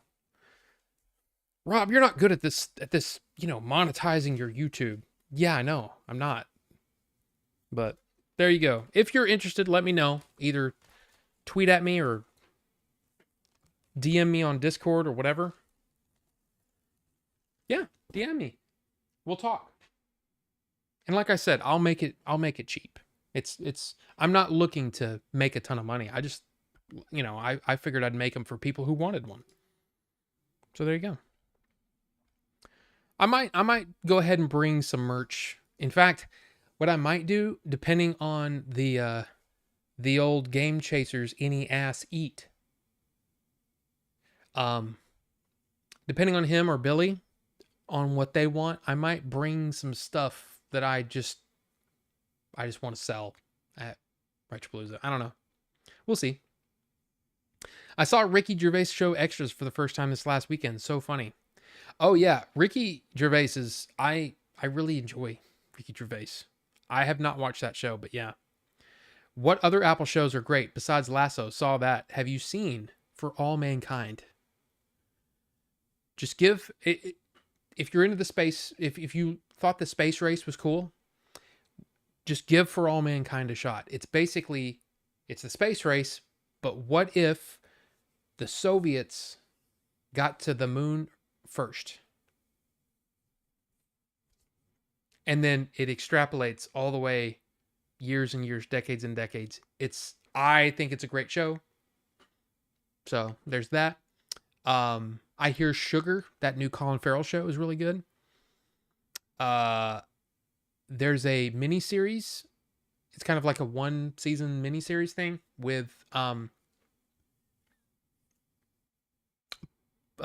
Walter Hauser, right? And the guy from Kingsman. I can't come up with his name, but that was a great show, and it was only like 6 episodes, 5 or 6 episodes. His Tetris movie was really good.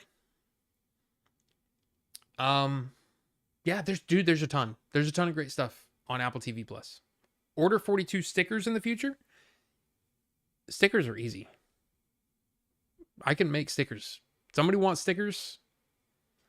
Here's the thing. We got Retropalooza coming back up in Fort Worth in what, September, October? If you're gonna be there, say, hey, get some stuff. The guy from what? Kingsman. Hold on. I can tell you the guy's name. Kingsman cast. Taron Egerton. And what's weird is I thought Taron Egerton was fine in everything I've seen. He was great in Tetris, and he was great in I could probably look up the show. Taron Egerton, Paul Walter Hauser. Come on. Blackbird is the name of that little mini series. Fantastic. Really good. Super soft, nice shirts. Thank you. I appreciate it. Don't you mean X? Yeah, I mean Twitter, X. Like I said, either Twitter, X, Discord, just DM me. If you're interested in a shirt and you're not going to come see me at Retropalooza, which, you don't have to. But if you're not going to do that and you just want a shirt, let's chat. I'll see what I have, and I'll either make it for you or whatever, and it'll be cheap. So there you go. Hopefully one day you and Billy can make tank tops for the large armed man. I mean, anything's possible. Stickers, hoodies, all that stuff is possible. But the thing is, that costs money to even acquire that. You know what I mean? So it's like I have to know that there's a, what do you call it? A market for that. And like I spent way too much on these shirts, to be honest. Got way too many shirts, too many sizes. And that's okay. It was fun. It was fun to make them, and now I have them for when anybody wants one.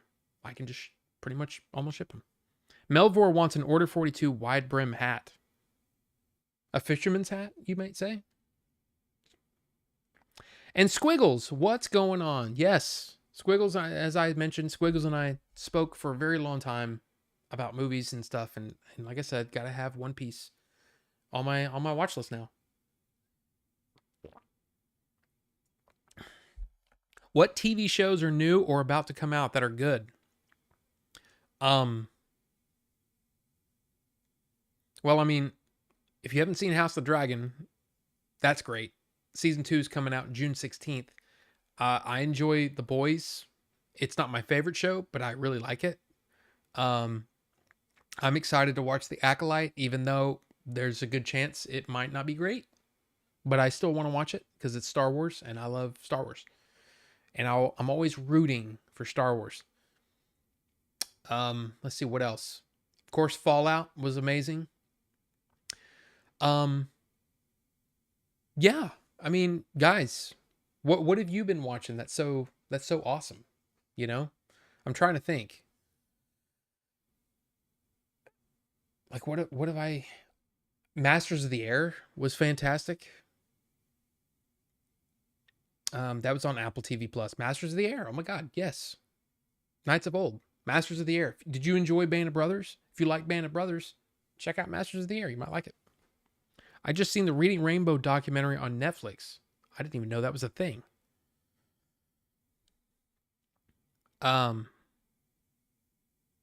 Dune Part 2 like 4 times already. I've only watched it the one time, but yeah. Dude, I'm telling you, man. I know it's not cheap. It's not a cheap thing to do.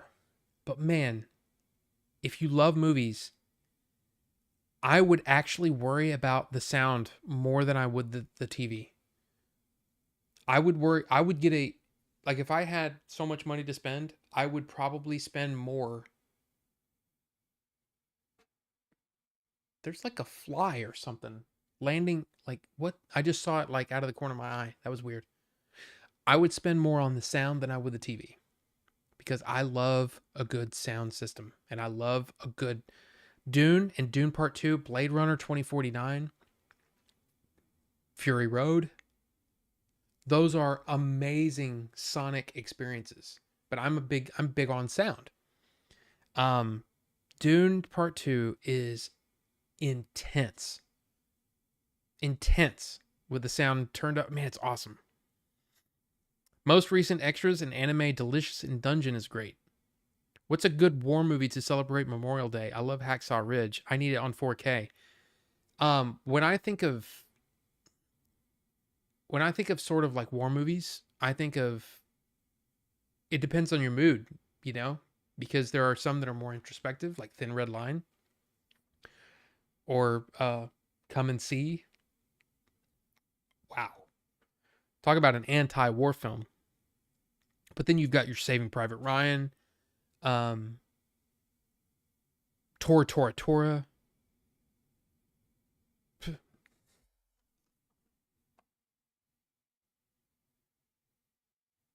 Yeah, I got it handy. What?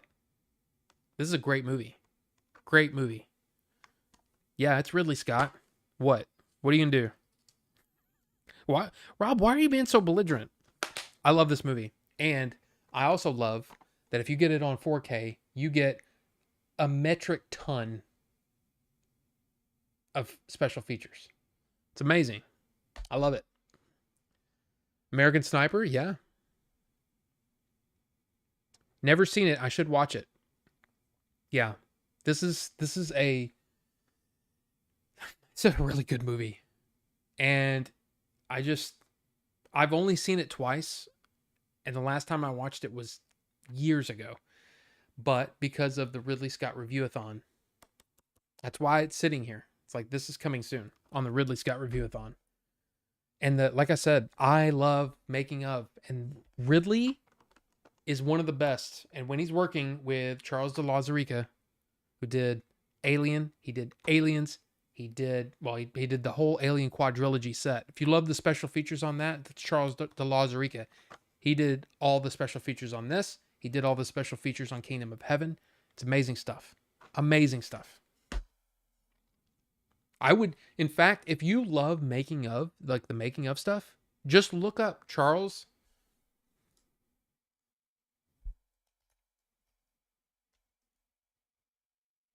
Yeah, I'm looking at you. I should probably do it like this. Stop. Go back. Stop.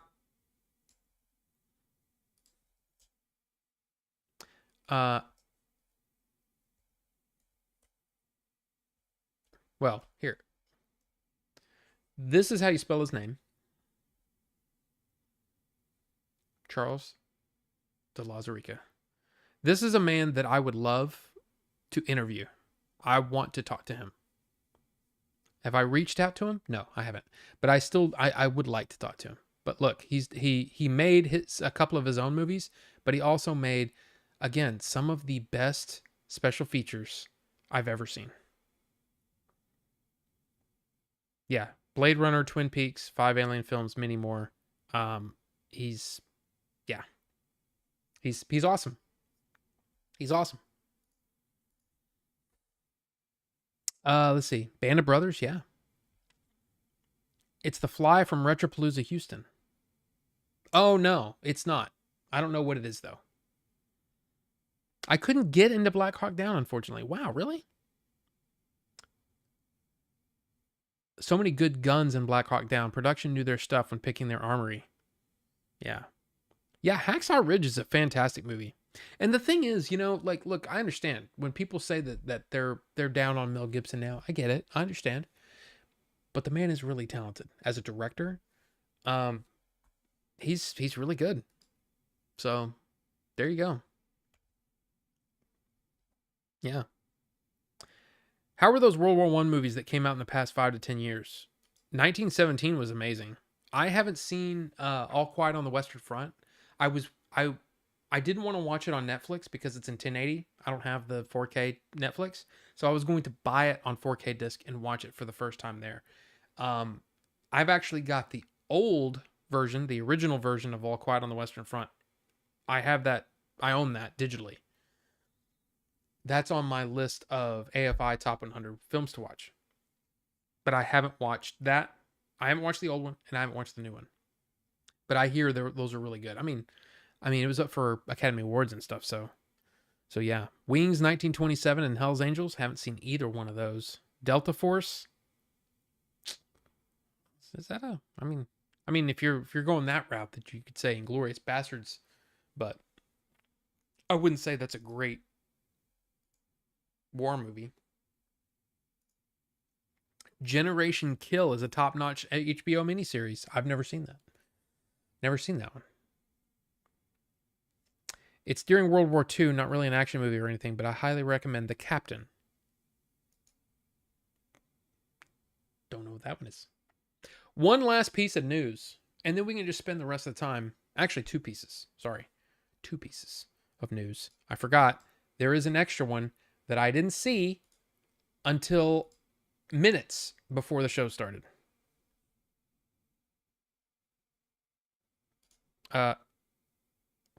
Let's see, wait a minute.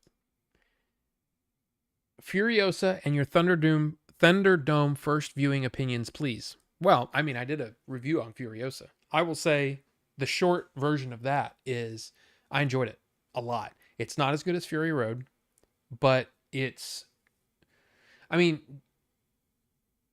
simply because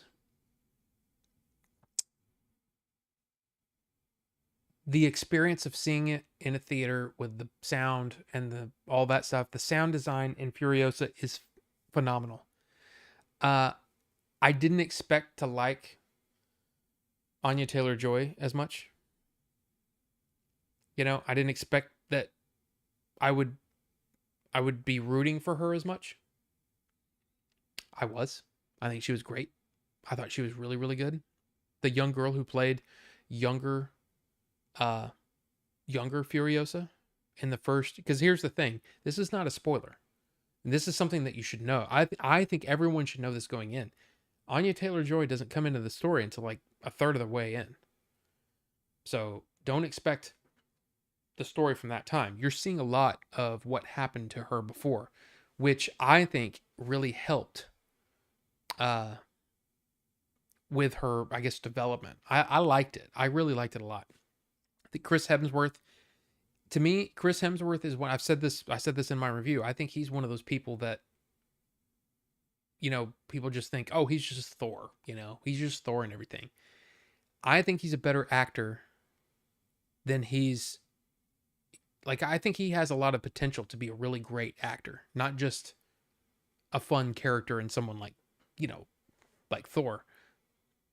He got to show a little bit of his, like, to me, just a little bit of his acting ability in Furiosa. I think he was having a blast because it was like, I get to be this crazy, over the top character, but he's got some quiet moments that are really good. I really enjoyed the movie. I think that it's not as good as Fury Road, but few movies are. I think Furiosa is better than the previous 3, or the original 3. So my ranking would be, and this is, again, very controversial. Some people were like, what? I wouldn't put Thunderdome that high. I do. And Gary, welcome, Gary. Good to see you. I talked about you earlier. You son of a... No, I'm just kidding. No, we did my Retropalooza talk a little bit earlier. But yeah, talking with you and Rachel was really, really fun.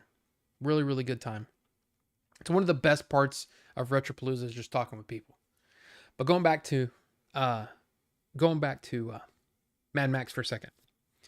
My top is Fury Road, then Furiosa, then Thunderdome, then Road Warrior, then Mad Max. A lot of people were like, What? You're putting Thunderdome above Road Warrior? Yeah, I am. I loved the lore in Thunderdome. I was also never thought I'd say this. I thought Tina Turner was hot in Thunderdome. And I thought she was really good in the small parts that we got with her. I really enjoyed that movie a lot. And even when it kind of splits with the, it's almost split in half in the second part with the kids, I enjoyed that part of it too. I just really liked the movie. So yeah, that's my thing. Road Warrior was a lot of fun, but one last thing about Furiosa. I wish that it got, like, if you watch the Road Warrior and you watch Thunderdome, not so much Mad Max, but if you watch those two, there's some fun, goofy humor in those movies. I was missing that in Furiosa. It felt very serious, even though Chris, like I said, Hemsworth is hamming it up, but I feel it was a little too dour. But other than that, fantastic movie. I hope that answers your question. There you go. I don't remember the captain, Ricky. I'm sorry. And Shazama says thinks Furiosa is a better story. But see, that's the thing. A lot of times when people, they just look at the fact that it's a prequel and they go, well, I already know how that character ends up, so. But sometimes it's not just in the destination. It's about the journey. Like how did this character start? How did this character progress to the point where you find her at the beginning of Fury Road? You know what I mean? I like that stuff. I like character development. So Behind Enemy Lines is a nostalgia movie for me. That's more for you. My brother-in-law doesn't talk too much about it, but my sister told me stuff about him. He served during the time of Black Hawk Down. He was the relief force. He said he saw some bad stuff. That's the one thing that I will say about Black Hawk Down. It is an intense film. It is a very intense film. So, yes, for sure. Should I see Dunkirk? Yes. Yes. It's another good sound mix. I really like that movie. So you enjoyed Thunderdome, and I thought I was the only one. No, I really liked it. I really liked it a lot. And again, it was the lore about it. I liked hearing more about, like Mad Max, you're just kind of thrown into the world, and even though it hasn't progressed as much, it quickly progresses in the next movie. It's like, okay, yeah, society has kind of devolved to this point. But I enjoy hearing about how things came to be. It's just fun. It's just a fun movie. Thunderdome has been getting a lot of love here recently. I need to rewatch that one. Well, again, there are parts of the movie that are definitely goofier than the previous two. Like, I think Mad Max is probably the most serious, the original. And then Road Warrior is definitely goofier, but then Thunderdome is then PG-13. So the violence isn't as crazy. That's the one thing that I wished with Thunderdome. I was like, where's more of the stuff in the road, and the crazy stuff? We didn't get a whole lot of that. But when we do, it's fun. It's really fun. But I like the lore. And then, like I said, Fury Road is just... It's got it all, I thought you said Mad Max was the number one when we ranked him last week or so. Now it's the worst? No. Now here's the thing. When I say that I think Fury Road, Mad Max was at the bottom for me. So it's Fury Road, Furiosa, Thunderdome, Road Warrior, Mad Max. But I like all of those movies a lot. Like, I really enjoyed just seeing a young Mel Gibson was kind of fun. But no, just because it's the worst of the five doesn't mean that it's a bad movie at all. I think it's good. The long, long ago in the before times. Yeah. Sheesh. I had a good time. You and the Game Chasers and the whole crew are really good people. You guys make Rachel and I feel welcome from so far away. I mean, Gary, that's the whole thing. I mean, the fact that fans come out to see those guys and that I'm a part of that is cool. It's really cool. And I love knowing that they've had that impact, you know? It reminds me of the impact that we had when we did our old podcast back in the day. I'm talking about me and Brian and Jerry switched on back in 2005 to 2007. It was, I think I told that story.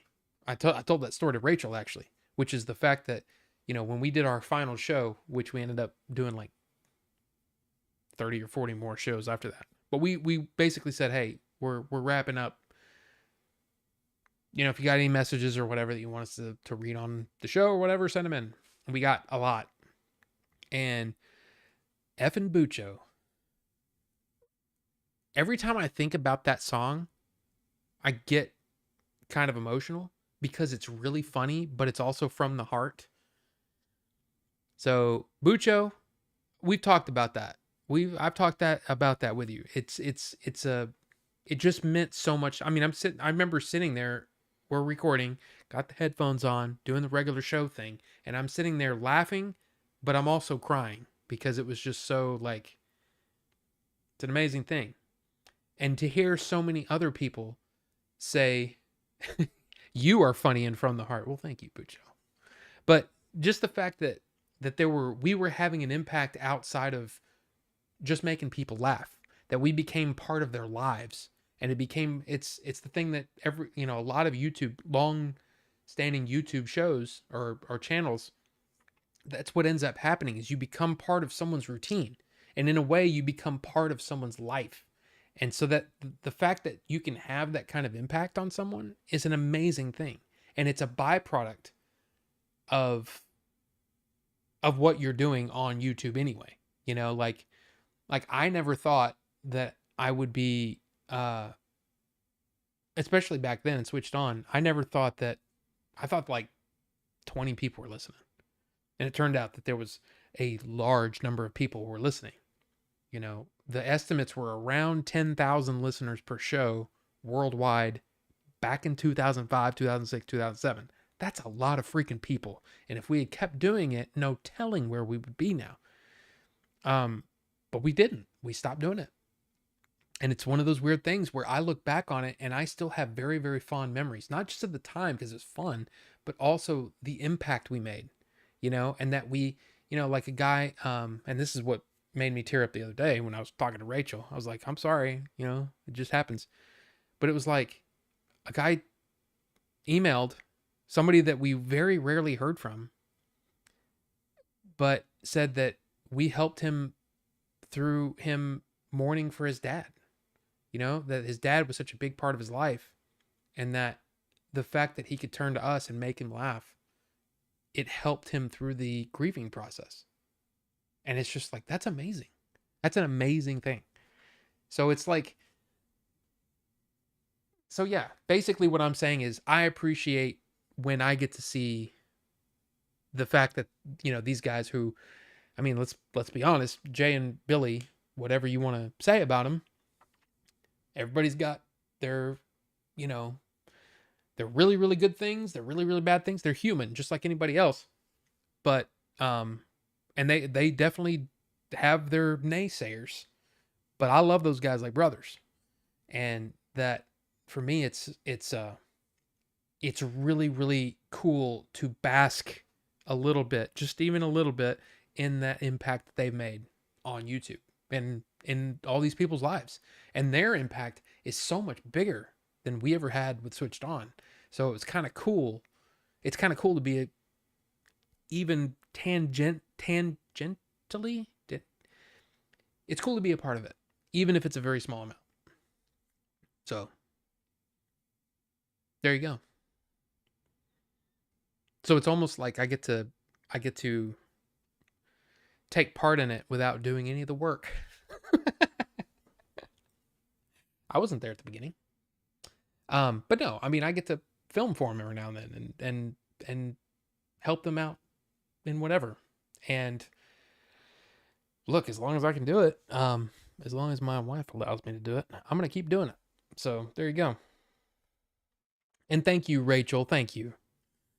Billy Farts. I mean, yeah. You know? Yeah. But I love that. It's and Retropalooza is a weird thing where you get to meet people that enjoy your stuff. And it was what was really strange. And again, I've seen this firsthand. I'm sitting there at the table with Billy, and a person will come up, not Gary or Rachel. They seem very comfortable with him. Or at least more comfortable than some of these people. Some of these people come up and you can tell like they're nervous and they're what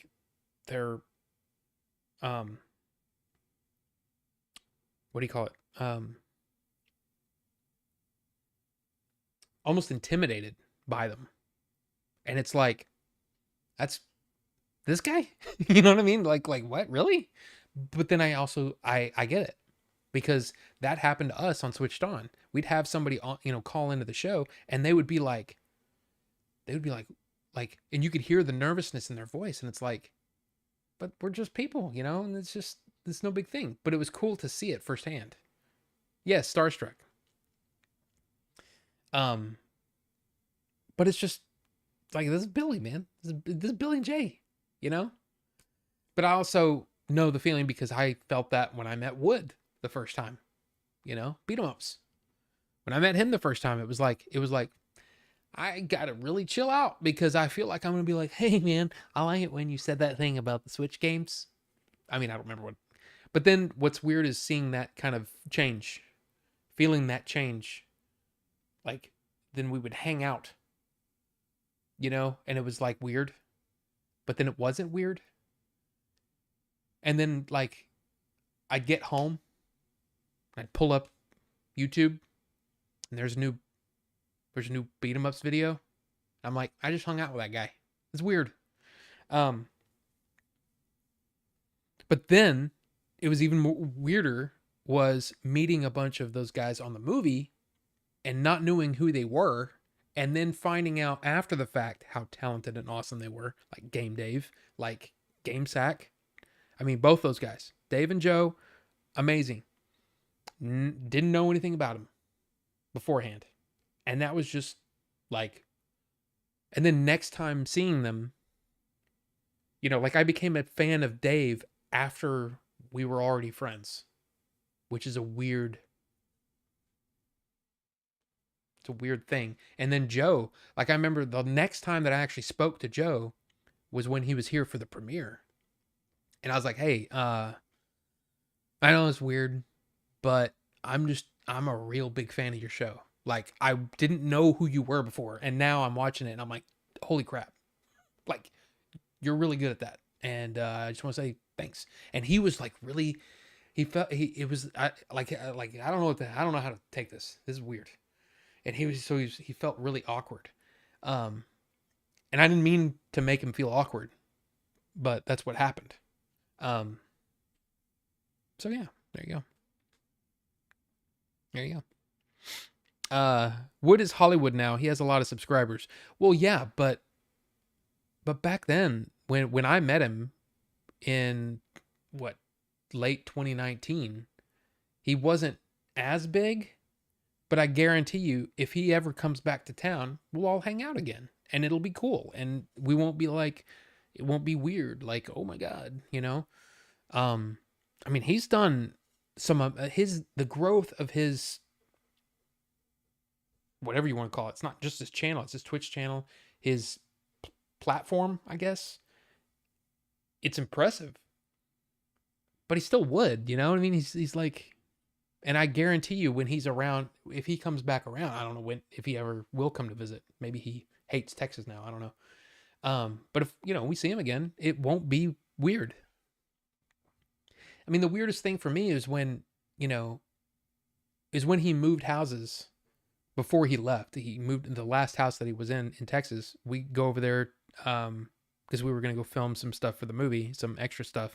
And then I'm looking around and I'm like, man, this is weird being in your new set and seeing this and like, oh yeah, you know, and all that. And he just kind of looked at me for a second, like weird. And he goes, oh yeah, you watched my videos before we like started hanging out and stuff. And I'm like, yeah. And he goes, it's weird to think of you that like that, because you're just like a friend. You know, I just think of you as a friend, not like as a fan. And then I was like, yeah, he called me friend. You know what I mean? But it was also like, be cool, be chill, everything's cool. And then the rest of the day, we just hung out like friends, you know, and did our thing. You know, all the pickup shots, the stupid, hey stranger, what are you looking at? You know, all that stuff, right? All that stuff was filmed that day. So, anyway. How I felt meeting all you guys? Well, Squiggles, I mean, you know better now, don't you? Hopefully you know better now. Billy makes me nervous when he directly talks to me. Really, Rachel? See, I think Billy is a weird guy in that he can come off as super intense. But I mean, I've known Billy so long that when I see that side of him, it's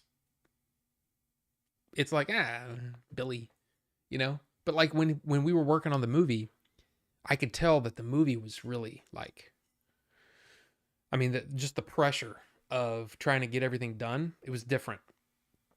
Definitely different. It was a different Billy during that whole time period. And it was fun to see those glimpses of the real Billy when it would leak out, you know what I mean? But then I could see him make the switch, you know, at certain points. It was like interesting to watch. But I'm also one of those people that I'm constantly like psychoanalyzing people. Like I can, for the most part, in about 3 to 5 minutes, I can tell who a person is. And I can guarantee you, okay, this person, which is really bad when I get it wrong. But I'm constantly thinking about that stuff, right? Billy's an interesting guy. Just from that perspective. Is he still here? He's probably like, I'm not telling you another thing ever again. But it's just a thing that I do. I you know, I mean, even like back when we worked at Kroger, you know, back in the day, is like, oh, I know who this kid is. Which is so weird, you know? So 30 years ago, he was 16, I was 18. That's when we met. But that's what it is. It's like over the years, I see the layers piled on. Like I see Dad Billy. Dad Billy is a different Billy than I ever saw. And Married Billy was a different Billy than I ever saw. But then there's, you know, Goofy Billy is still there, you know? And it's fun to see. We all do it, right? We all wear those different hats. You know what I'm saying? I don't know why I'm talking about Billy so much. Effing Billy. But it's just one of those things. Jay's the same way. But Jay's more like he doesn't have a whole lot of different layers. It is interesting seeing him. I see Retropalooza Jay, and that's a different Jay than Jay when we're doing filming or whatever. I don't know. I should probably not talk about them so much like that. But yeah. There you go. They're probably like, if they were watching this, they'd probably be like, hey, can you stop talking now? Because you're making me like, you're freaking me out. I've met so many awkward nerds, LOL. I don't know. I'm a social person, so I never experienced that. Well, see, that's the weird thing is that like, I'm one of those people that if I'm feeling that, I can totally like be the same exact sort of thing where I'm like, I'm tripping over my words because I'm nervous and all that kind of stuff. But for the most part, I hold it together. Even when I'm meeting somebody who I admire or whatever, like, dude, when I remember, like Ben Burt, again, you want to talk about somebody who's like literally someone like one of my heroes. Like, I knew Ben Burt's name when I was a kid because I was like, oh, all of those sounds, a lightsaber doesn't actually exist. So you have to record the sound. Okay, I want to meet this man and I want to talk to this man. So for almost, I guess, about 20 years at that point when I met him, I'd been thinking about what I wanted to ask him. I'd been thinking about things that I wanted to talk to him about. And I got to do that. I got to talk to him for, like I said, I think it was 5 to 6, 7 minutes, something like that. I have it recorded. Jerry was actually with me and was recording on my phone, which was kind of cool. So I have it somewhere. But yeah, I started off with a joke that he didn't get because it was a deep cut based on something that he did in the way in the past. I was referencing the way that he talks. But then we started talking about his process, and that was so fascinating to me. And I love that stuff. So anyway, Game Dave was really good at being an early 90s villain. Yeah, and hopefully he'll be good at other kind of characters too. Pretty much anything that we are a part of, movie-wise, however many movies we get to make, I want Game Dave to be a part of every single one of them. Because he's not only, when you need to unwind, he's hilarious, and he makes you feel happy. When it's time to work, he's got ideas that are so, really, really smart. And I mean, he helped with the directing of some scenes, He helped with, we'll say it like this instead, just very talented man. So yes, all those things. I've been talking too long. I need to get back to what you guys are saying. I've never seen anybody so comfortable looking weak and vulnerable be so successful. I often leave comments giving him hell for not pushing the guys that made him. I used to be a big fan. There should be a Game Chasers link in every video.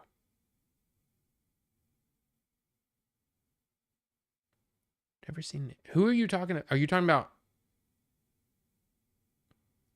Who are you talking about, Rufus, when you said that? Were you talking about Billy? There should be a Game Chasers link in every video. So you're saying I should link back to them every time? I mean, I don't mind doing that. This is how far behind? I'm probably really far behind. Sorry. Billy's real and has a low tolerance for bull. Yeah. What kind of person am I? An asshole, right? No, Ricky. You're just a good dude. I don't want to psychoanalyze everybody in the chat. That would be bad. Yeah, Squiggles, did you get anything good? Posted them in Jay's Discord. Well, there you go. Go look at Jay's Discord if you want to see what Squiggles got at Retropalooza. Don't forget Musician Billy. Oh yeah, there is that side of him too. What did you think when I first heard Christmas Robotica? I thought, I mean, it's classic Billy to me, but it's also it's here's the, okay. It's catchy, surprisingly catchy, but the lyrics are so out there, and the video is hilarious in that, you've seen the video. It's just, it's hilarious. And I'm really surprised that it doesn't have more views. Why is that not? I was expecting, when I pulled it up the other day, so we were talking about it, and I pulled it up and I thought, yeah, this is going to have I don't know, 700,000 views. And it's got 57,000. And I'm like, how do I have a video on my channel with more views than Christmas Robotica? Seriously. Something's wrong in the world. Oh, it's Friday night. Yeah. Let's talk about Melvor now. It's your show. You can talk about what you want to. Yeah, it is. And Vinny, welcome. Good to see you, Vinny. Good to see you. It's not Minecraft. Sorry. But Melvor is... See, here's the thing. With Melvor, Melvor's a little more guarded, and I don't know Melvor nearly as well. In fact, I would hazard a guess.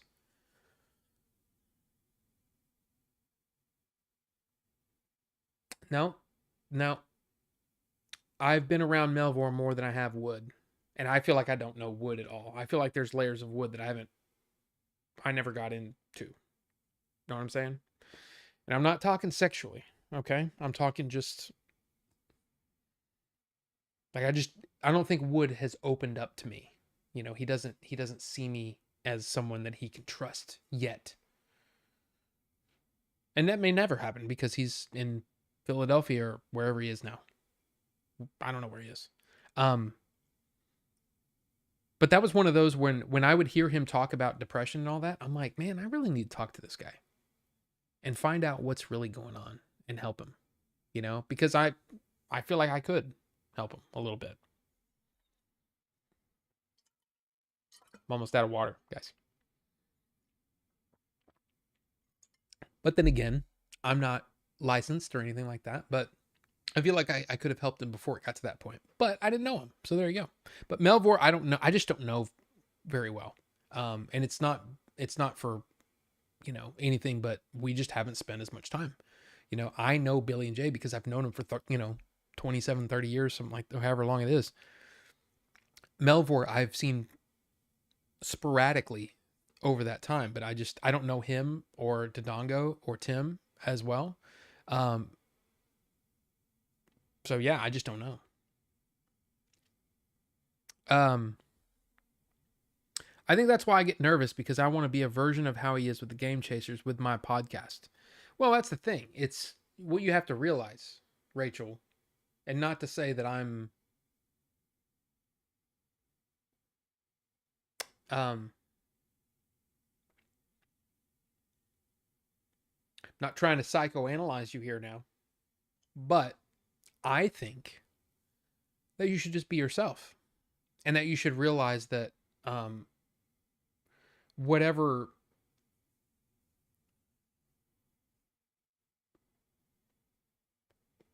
how do I say this?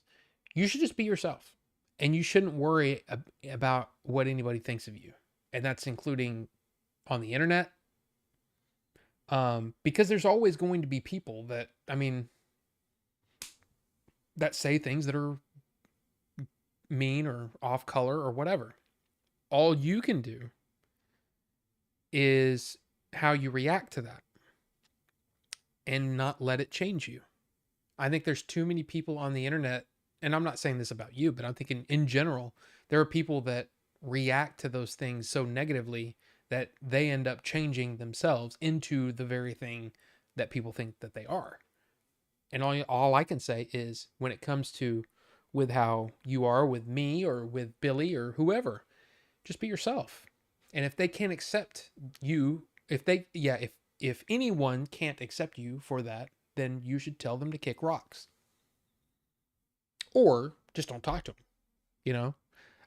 You shouldn't be nervous around us, right? We've already talked enough that I'm not going to hurt your feelings. Billy's not going to hurt your feelings. And we're not going to do anything to intentionally hurt you. If we do, it would be a complete accident or whatever. And you don't have to worry about tripping over your words or anything like that. You just be yourself.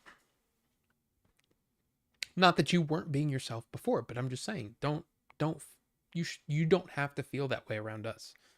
You know, we're not really that special. We're just people. We're just goofy, farty. I mean, look, we're pretty funny. We can be funny. But for the most part, we're just people. And so you shouldn't feel weird about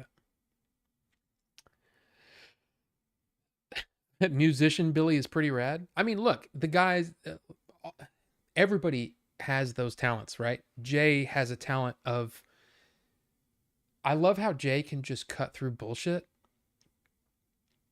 It's an impressive thing. And seeing him, and I'm saying in general, whether it's when we're recording a podcast, whether we're out and I'm watching him haggle with a person trying to buy something, whether it's just seeing the small number of things that I've seen at Retropalooza. He knows how to deal with it, and I like that. Now, what he doesn't know how to deal with is technology. And that's why the MFer needs to freaking call me so I can help him with the technology side of it. I'm kind of a tech nerd. But he knows less about his iPhone than my 74-year-old father. So I say that. I had to get my dad set up on it too. But I don't understand why he doesn't know that stuff. You know what I mean? Like, he should just do the thing, let me do the thing, help him get set up, and then he can actually do things. Jay has made a fortune off Christmas Robotica. That is true. But I'm surprised it hasn't been. I'm so surprised. I'm so surprised that that video hasn't done better. Like, I would say more Dodongo mentions. What do you mean, Shozama? What do you mean by this?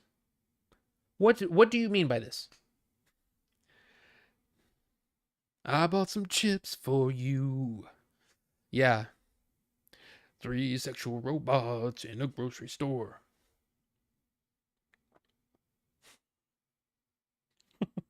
It's such a goofy song. When I became a parent is when I slowly started to not care what people think. Most liberating thing. Yeah, but it's...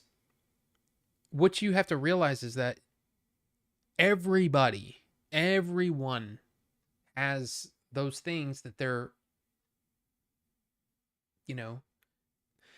again, look at, here, let me just pull it up. Let me pull it up.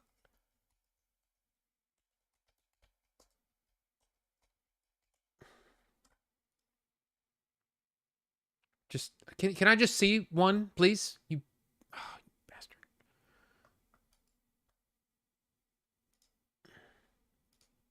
Okay. See these? This is one of the cornerstones. Sorry, I don't know if did that do weird things on the stream? This is one of the cornerstones of my psychoanalysis. Transformers tech specs. So if you look at this image right in the center, a Trailbreaker, right? Look at his strength. His strength is a 7. His intelligence is a 6. His speed is a 4. What is that, endurance? His endurance is a 9. Or 10. I'm sorry, 10. I can't read what that says. Rank? Is that what that says? We need some higher quality. But basically, every part of your psyche, of your personality, everything is on that, right? For me, I'm pretty good at tech stuff. I'm not that great at business stuff. I'm pretty good at, I would say I'm fairly intelligent. When it comes to athleticism, that's probably pretty low, right? I spent my time reading books instead of being outside, being a person outside, learning how to ride a bike and traverse the woods. That's who I am, right? Jay is almost complete. I mean, not to say that he's not intelligent, but he's intelligent in a different way. He knows business stuff, but he's not tech savvy, So if you look at if you realize that every person is like that, whatever faults you may have strengths in a different area.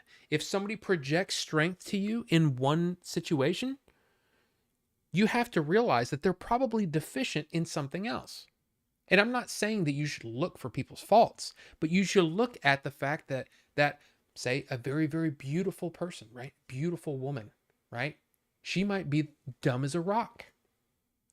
Or she might be really smart and beautiful, but she doesn't have a lot of common sense. Or she doesn't have street smarts.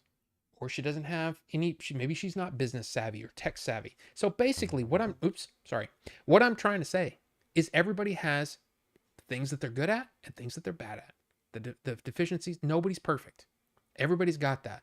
The reason that I can talk about these things for hours and hours is because, number one, I've practiced. Number two, I've read a lot.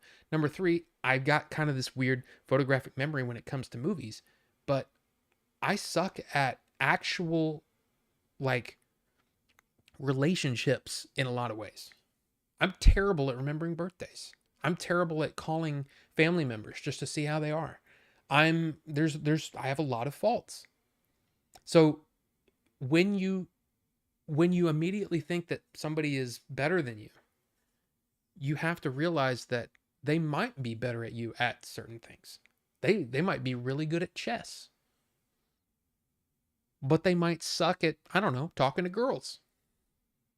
Or whatever you say. So what I'm trying to say is you look at the tech specs from Transformers, and that's basically human nature. And Minecraft. Yes, Vinny. But there you go. So, there you go. And what's funny is when you start to think of it that way and you go, man, that, like, you might be thinking that is the dumbest thing I've ever heard. That you're basing psychoanalysis off of the back of a Transformers package from from 1984 and 95 and all that. Really? That's how you came up with these theories? They work. And you'll realize it. You'll realize it real fast. There will be people that you will meet and you like, they are amazing at this, but they're terrible at this. Or, man, these people are really bad at meeting people, but they're incredibly smart.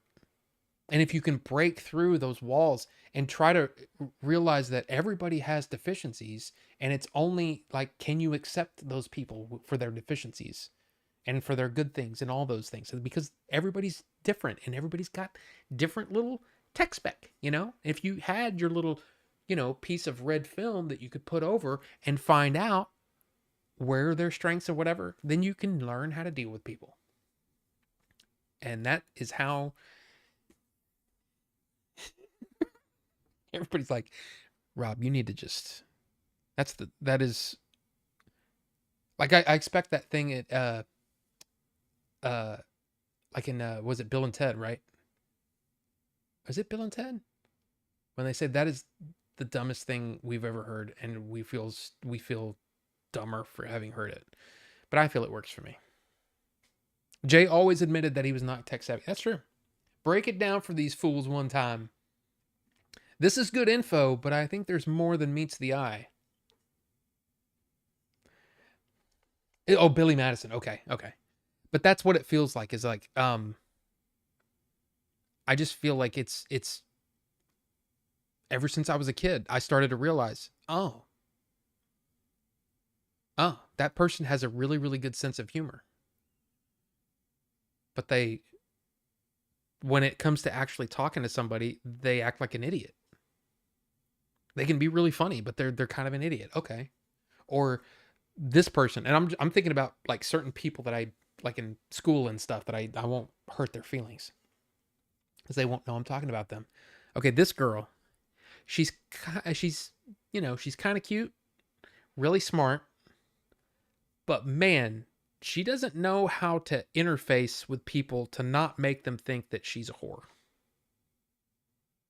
I might actually be demonetized for saying that. But you know what I'm saying?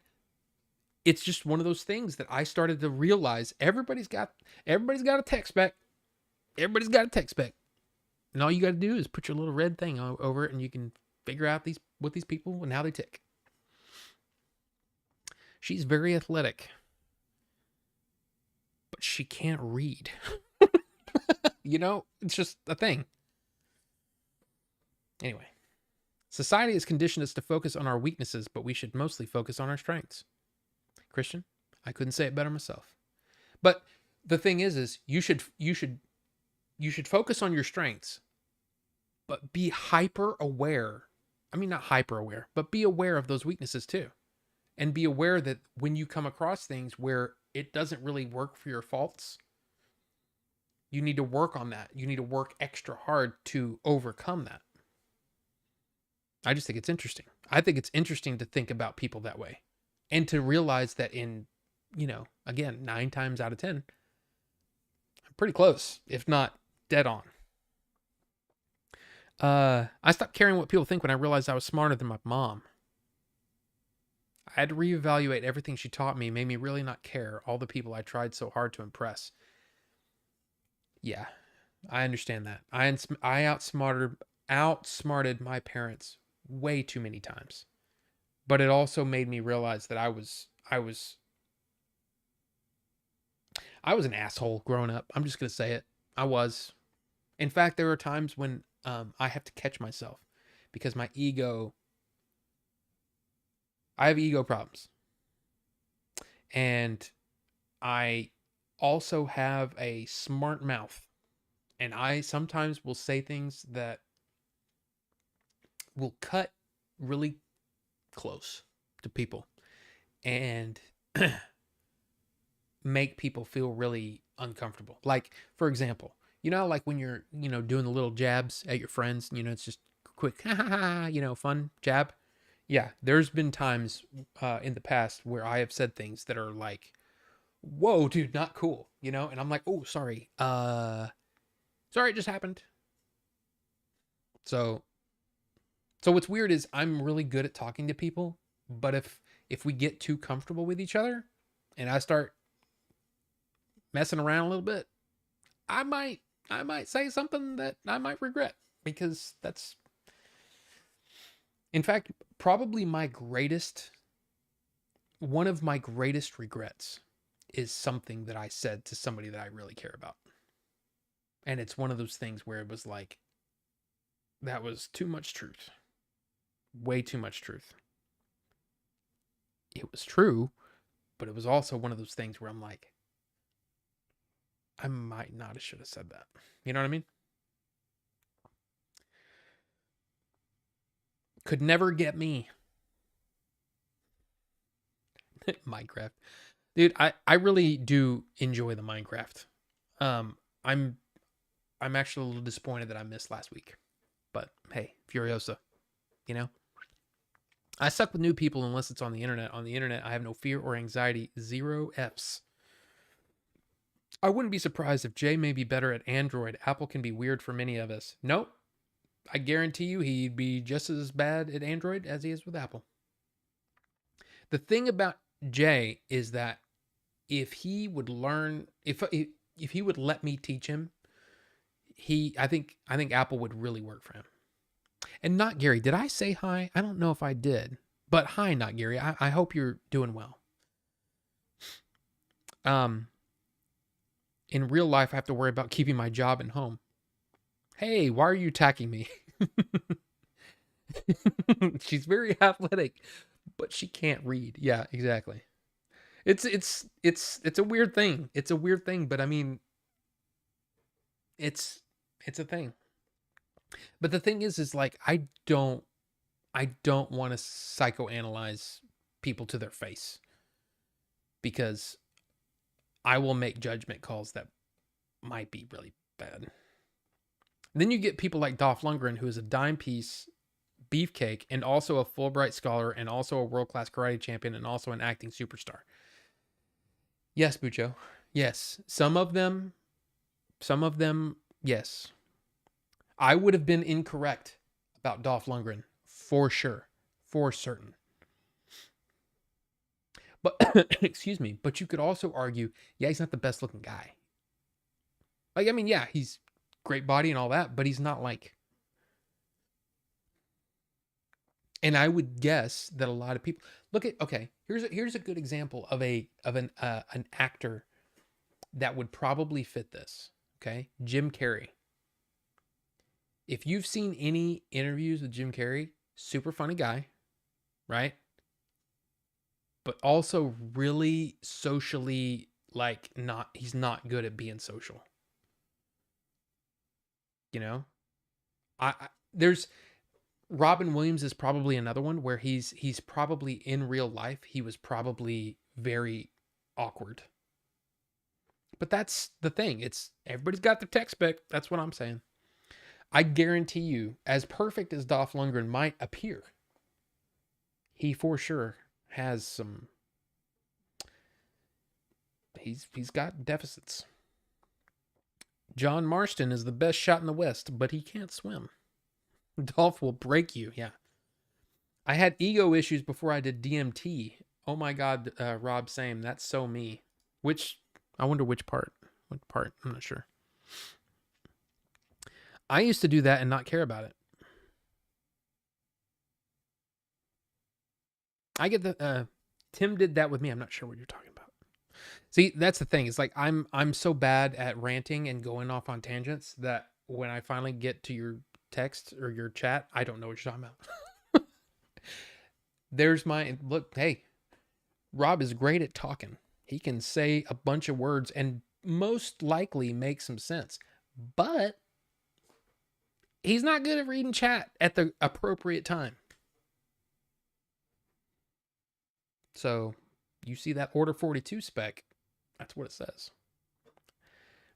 JX Editor said, Rob, I get the feeling we'd either get along like ham and eggs or one of us would die in 10 minutes.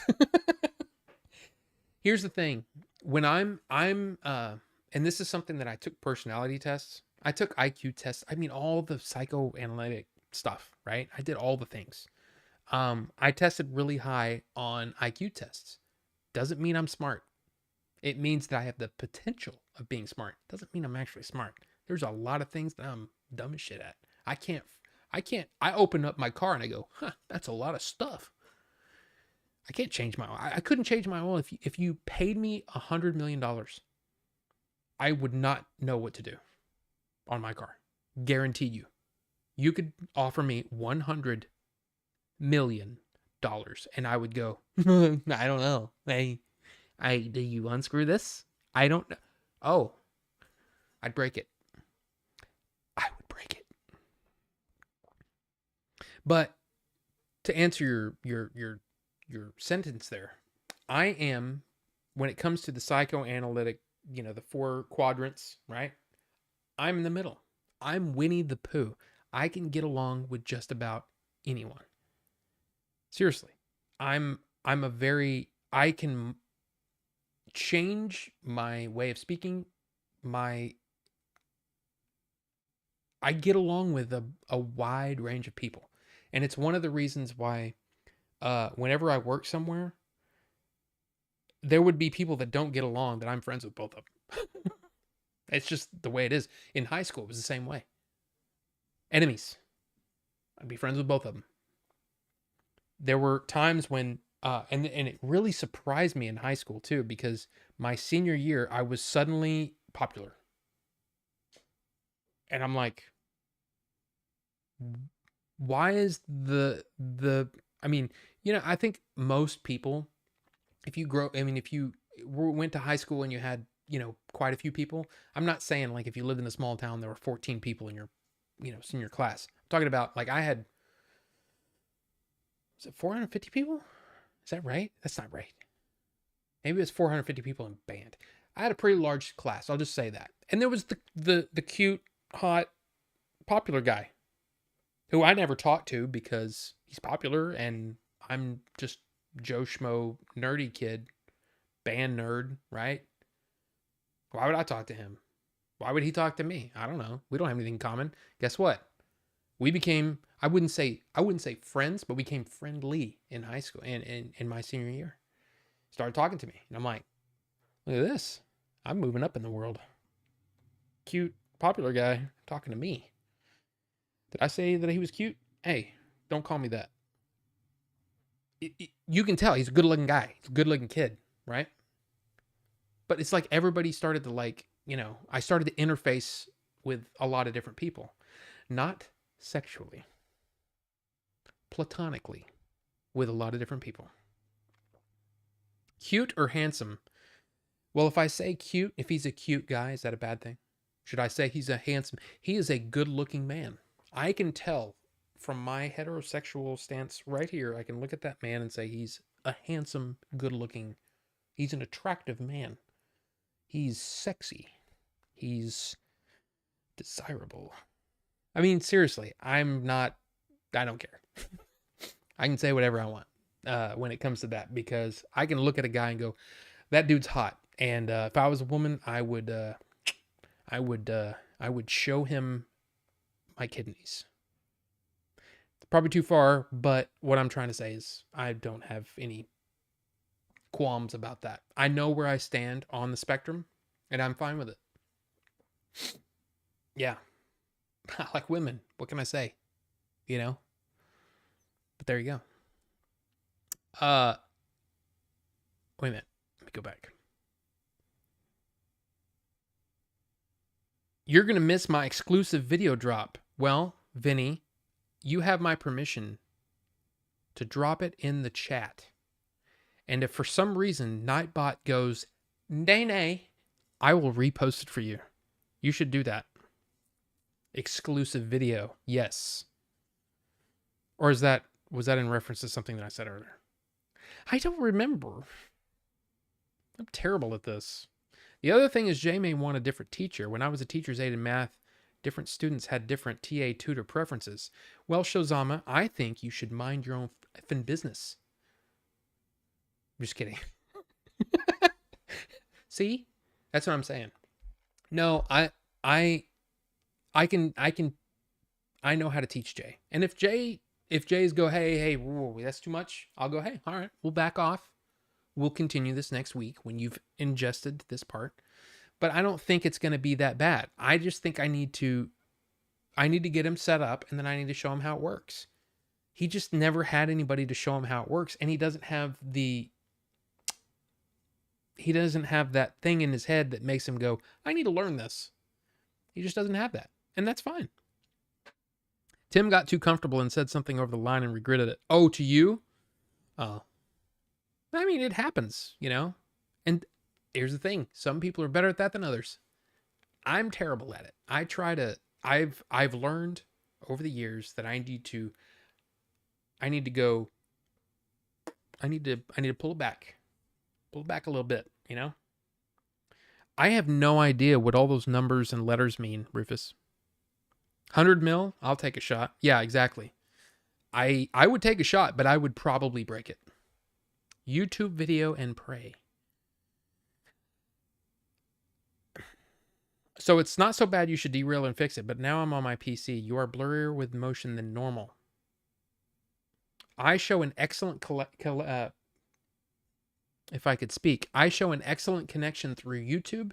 My OBS shows 0 dropped frames using 8.4% of my CPU. So I don't think it's me. Stop talking about me, Rob. Well, BC, I will talk about you however the hell I want.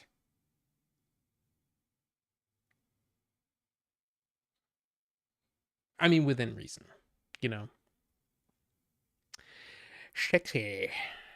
I'm getting moister than an oyster over here. Oh yeah, Vinny? I'm just trying to say, look, here's the thing. I don't care about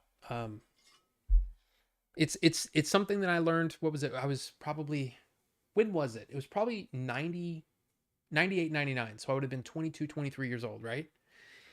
It's when I learned, okay, I'm definitely not gay. And 2,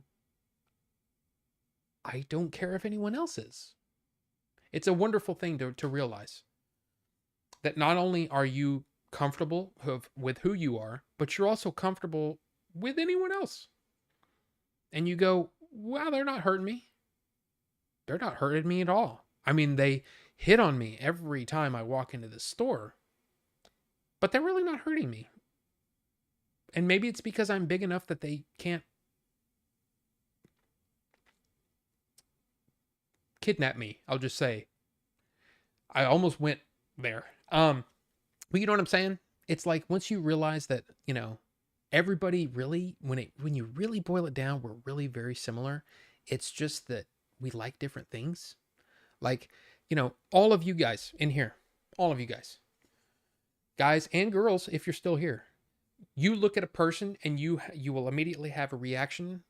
If there might be a sexual attraction, there might be oh, she's cute, or he's cute, or you might be completely nope, like nope, right? The fact that there are other people that look at that same person completely different than you, who cares? I've always been partial to dark-haired women, brunettes, redheads, right? Blondes, never been my thing. Never really been my thing. So, should I care if you like blondes? No. Should I care if you like, let's just say other, you know what I'm saying? It doesn't matter. It's what's different is you should like blondes. No, I don't have to. I don't have to. I can like who I like, and you can like who you like, and it's all good. And that's what I learned at a very, very young age, before it was cool to learn it. You know, before people started putting on their Twitter or on their X and their profile, you know, everything about them. Well, this is how I roll in bed, and this is what you should call me, and this is what that. No, it doesn't matter. None of it matters. Everybody's the same.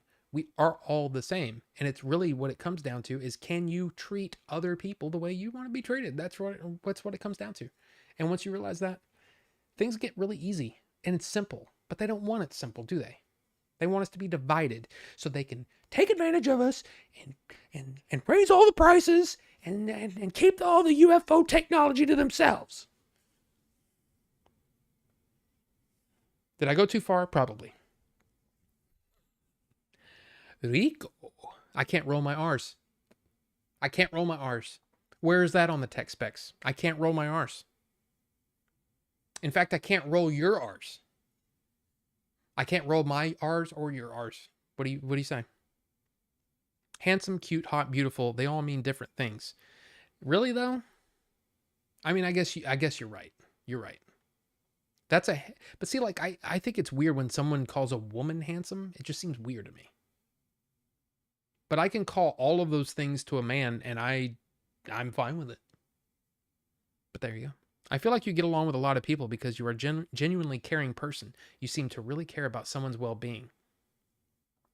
That is very nice of you to say. But I also feel like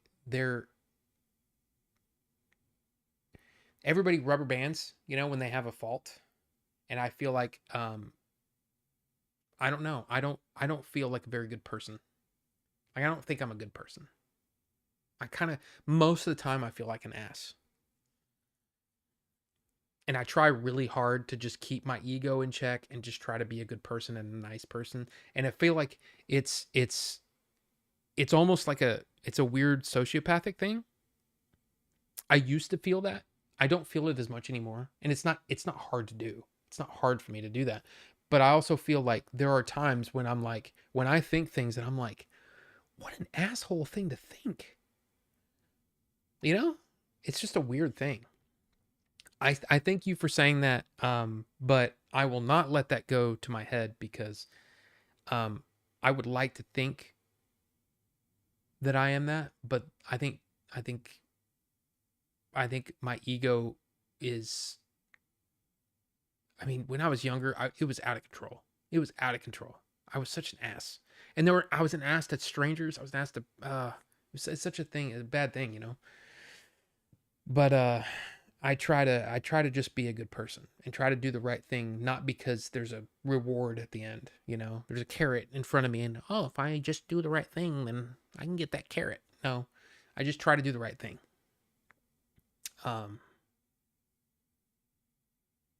So yeah, I really do try to care.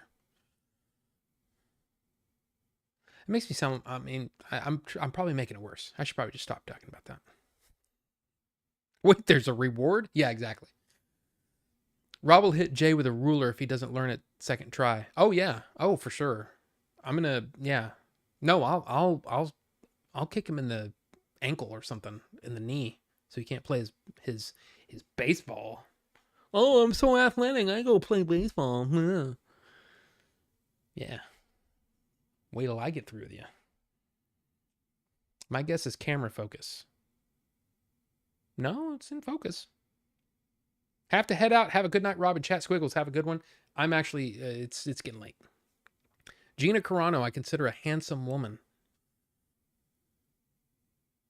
I mean, okay.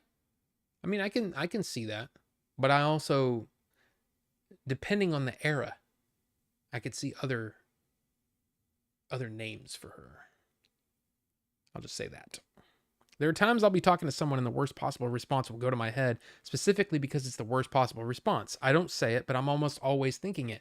And maybe that's what it is. See, I think in my head that I'm just this terrible person, but maybe that's just human nature.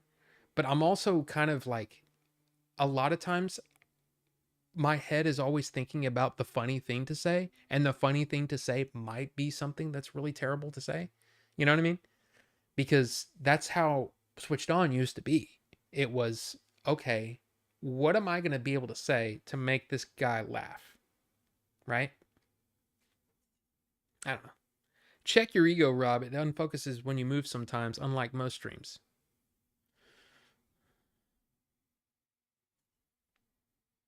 Focus. Okay? Maybe not that close. Focus. Focus. Focus. Focus. Seems fine. Still 0 drop frames and an excellent connection. I can't say it. Everyone has wanted to kick a duck in balls at some point in their life. We're not bad people. Well, maybe that's true. That's probably true. So you're basically telling me that I'm perfect. Good. Now we can move on. But I've got to go. Because I do have to pee-pee. But it's also 3.5 hours in and I'm losing my voice. And I'm almost out of water.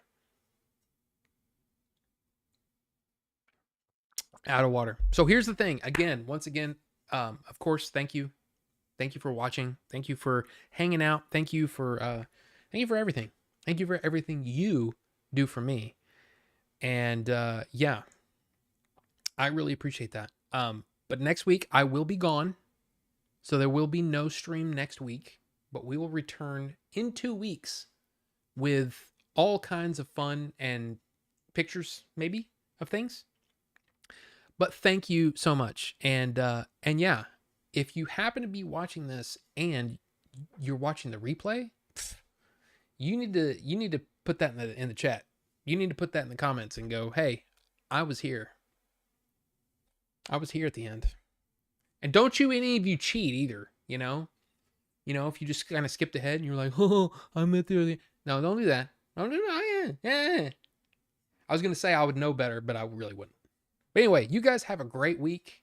A great week, 2 weeks, right? I hope to see you guys back here in 2 weeks. And yeah, it's fun. It's a good time. Thank you, Gary. Thank you, Bucho, Rufus, Rachel, Wraith, Shozama. Yeah. Have you watched any movies lately on your recommended from us list? No.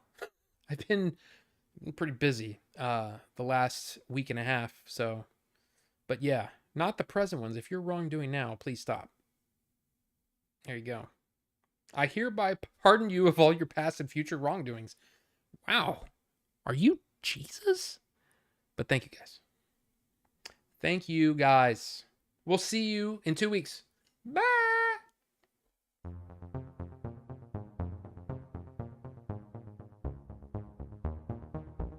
And Vinny too, and JX Editor, and not Gary.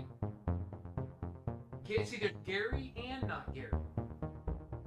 But thank all you guys. Seriously, much love.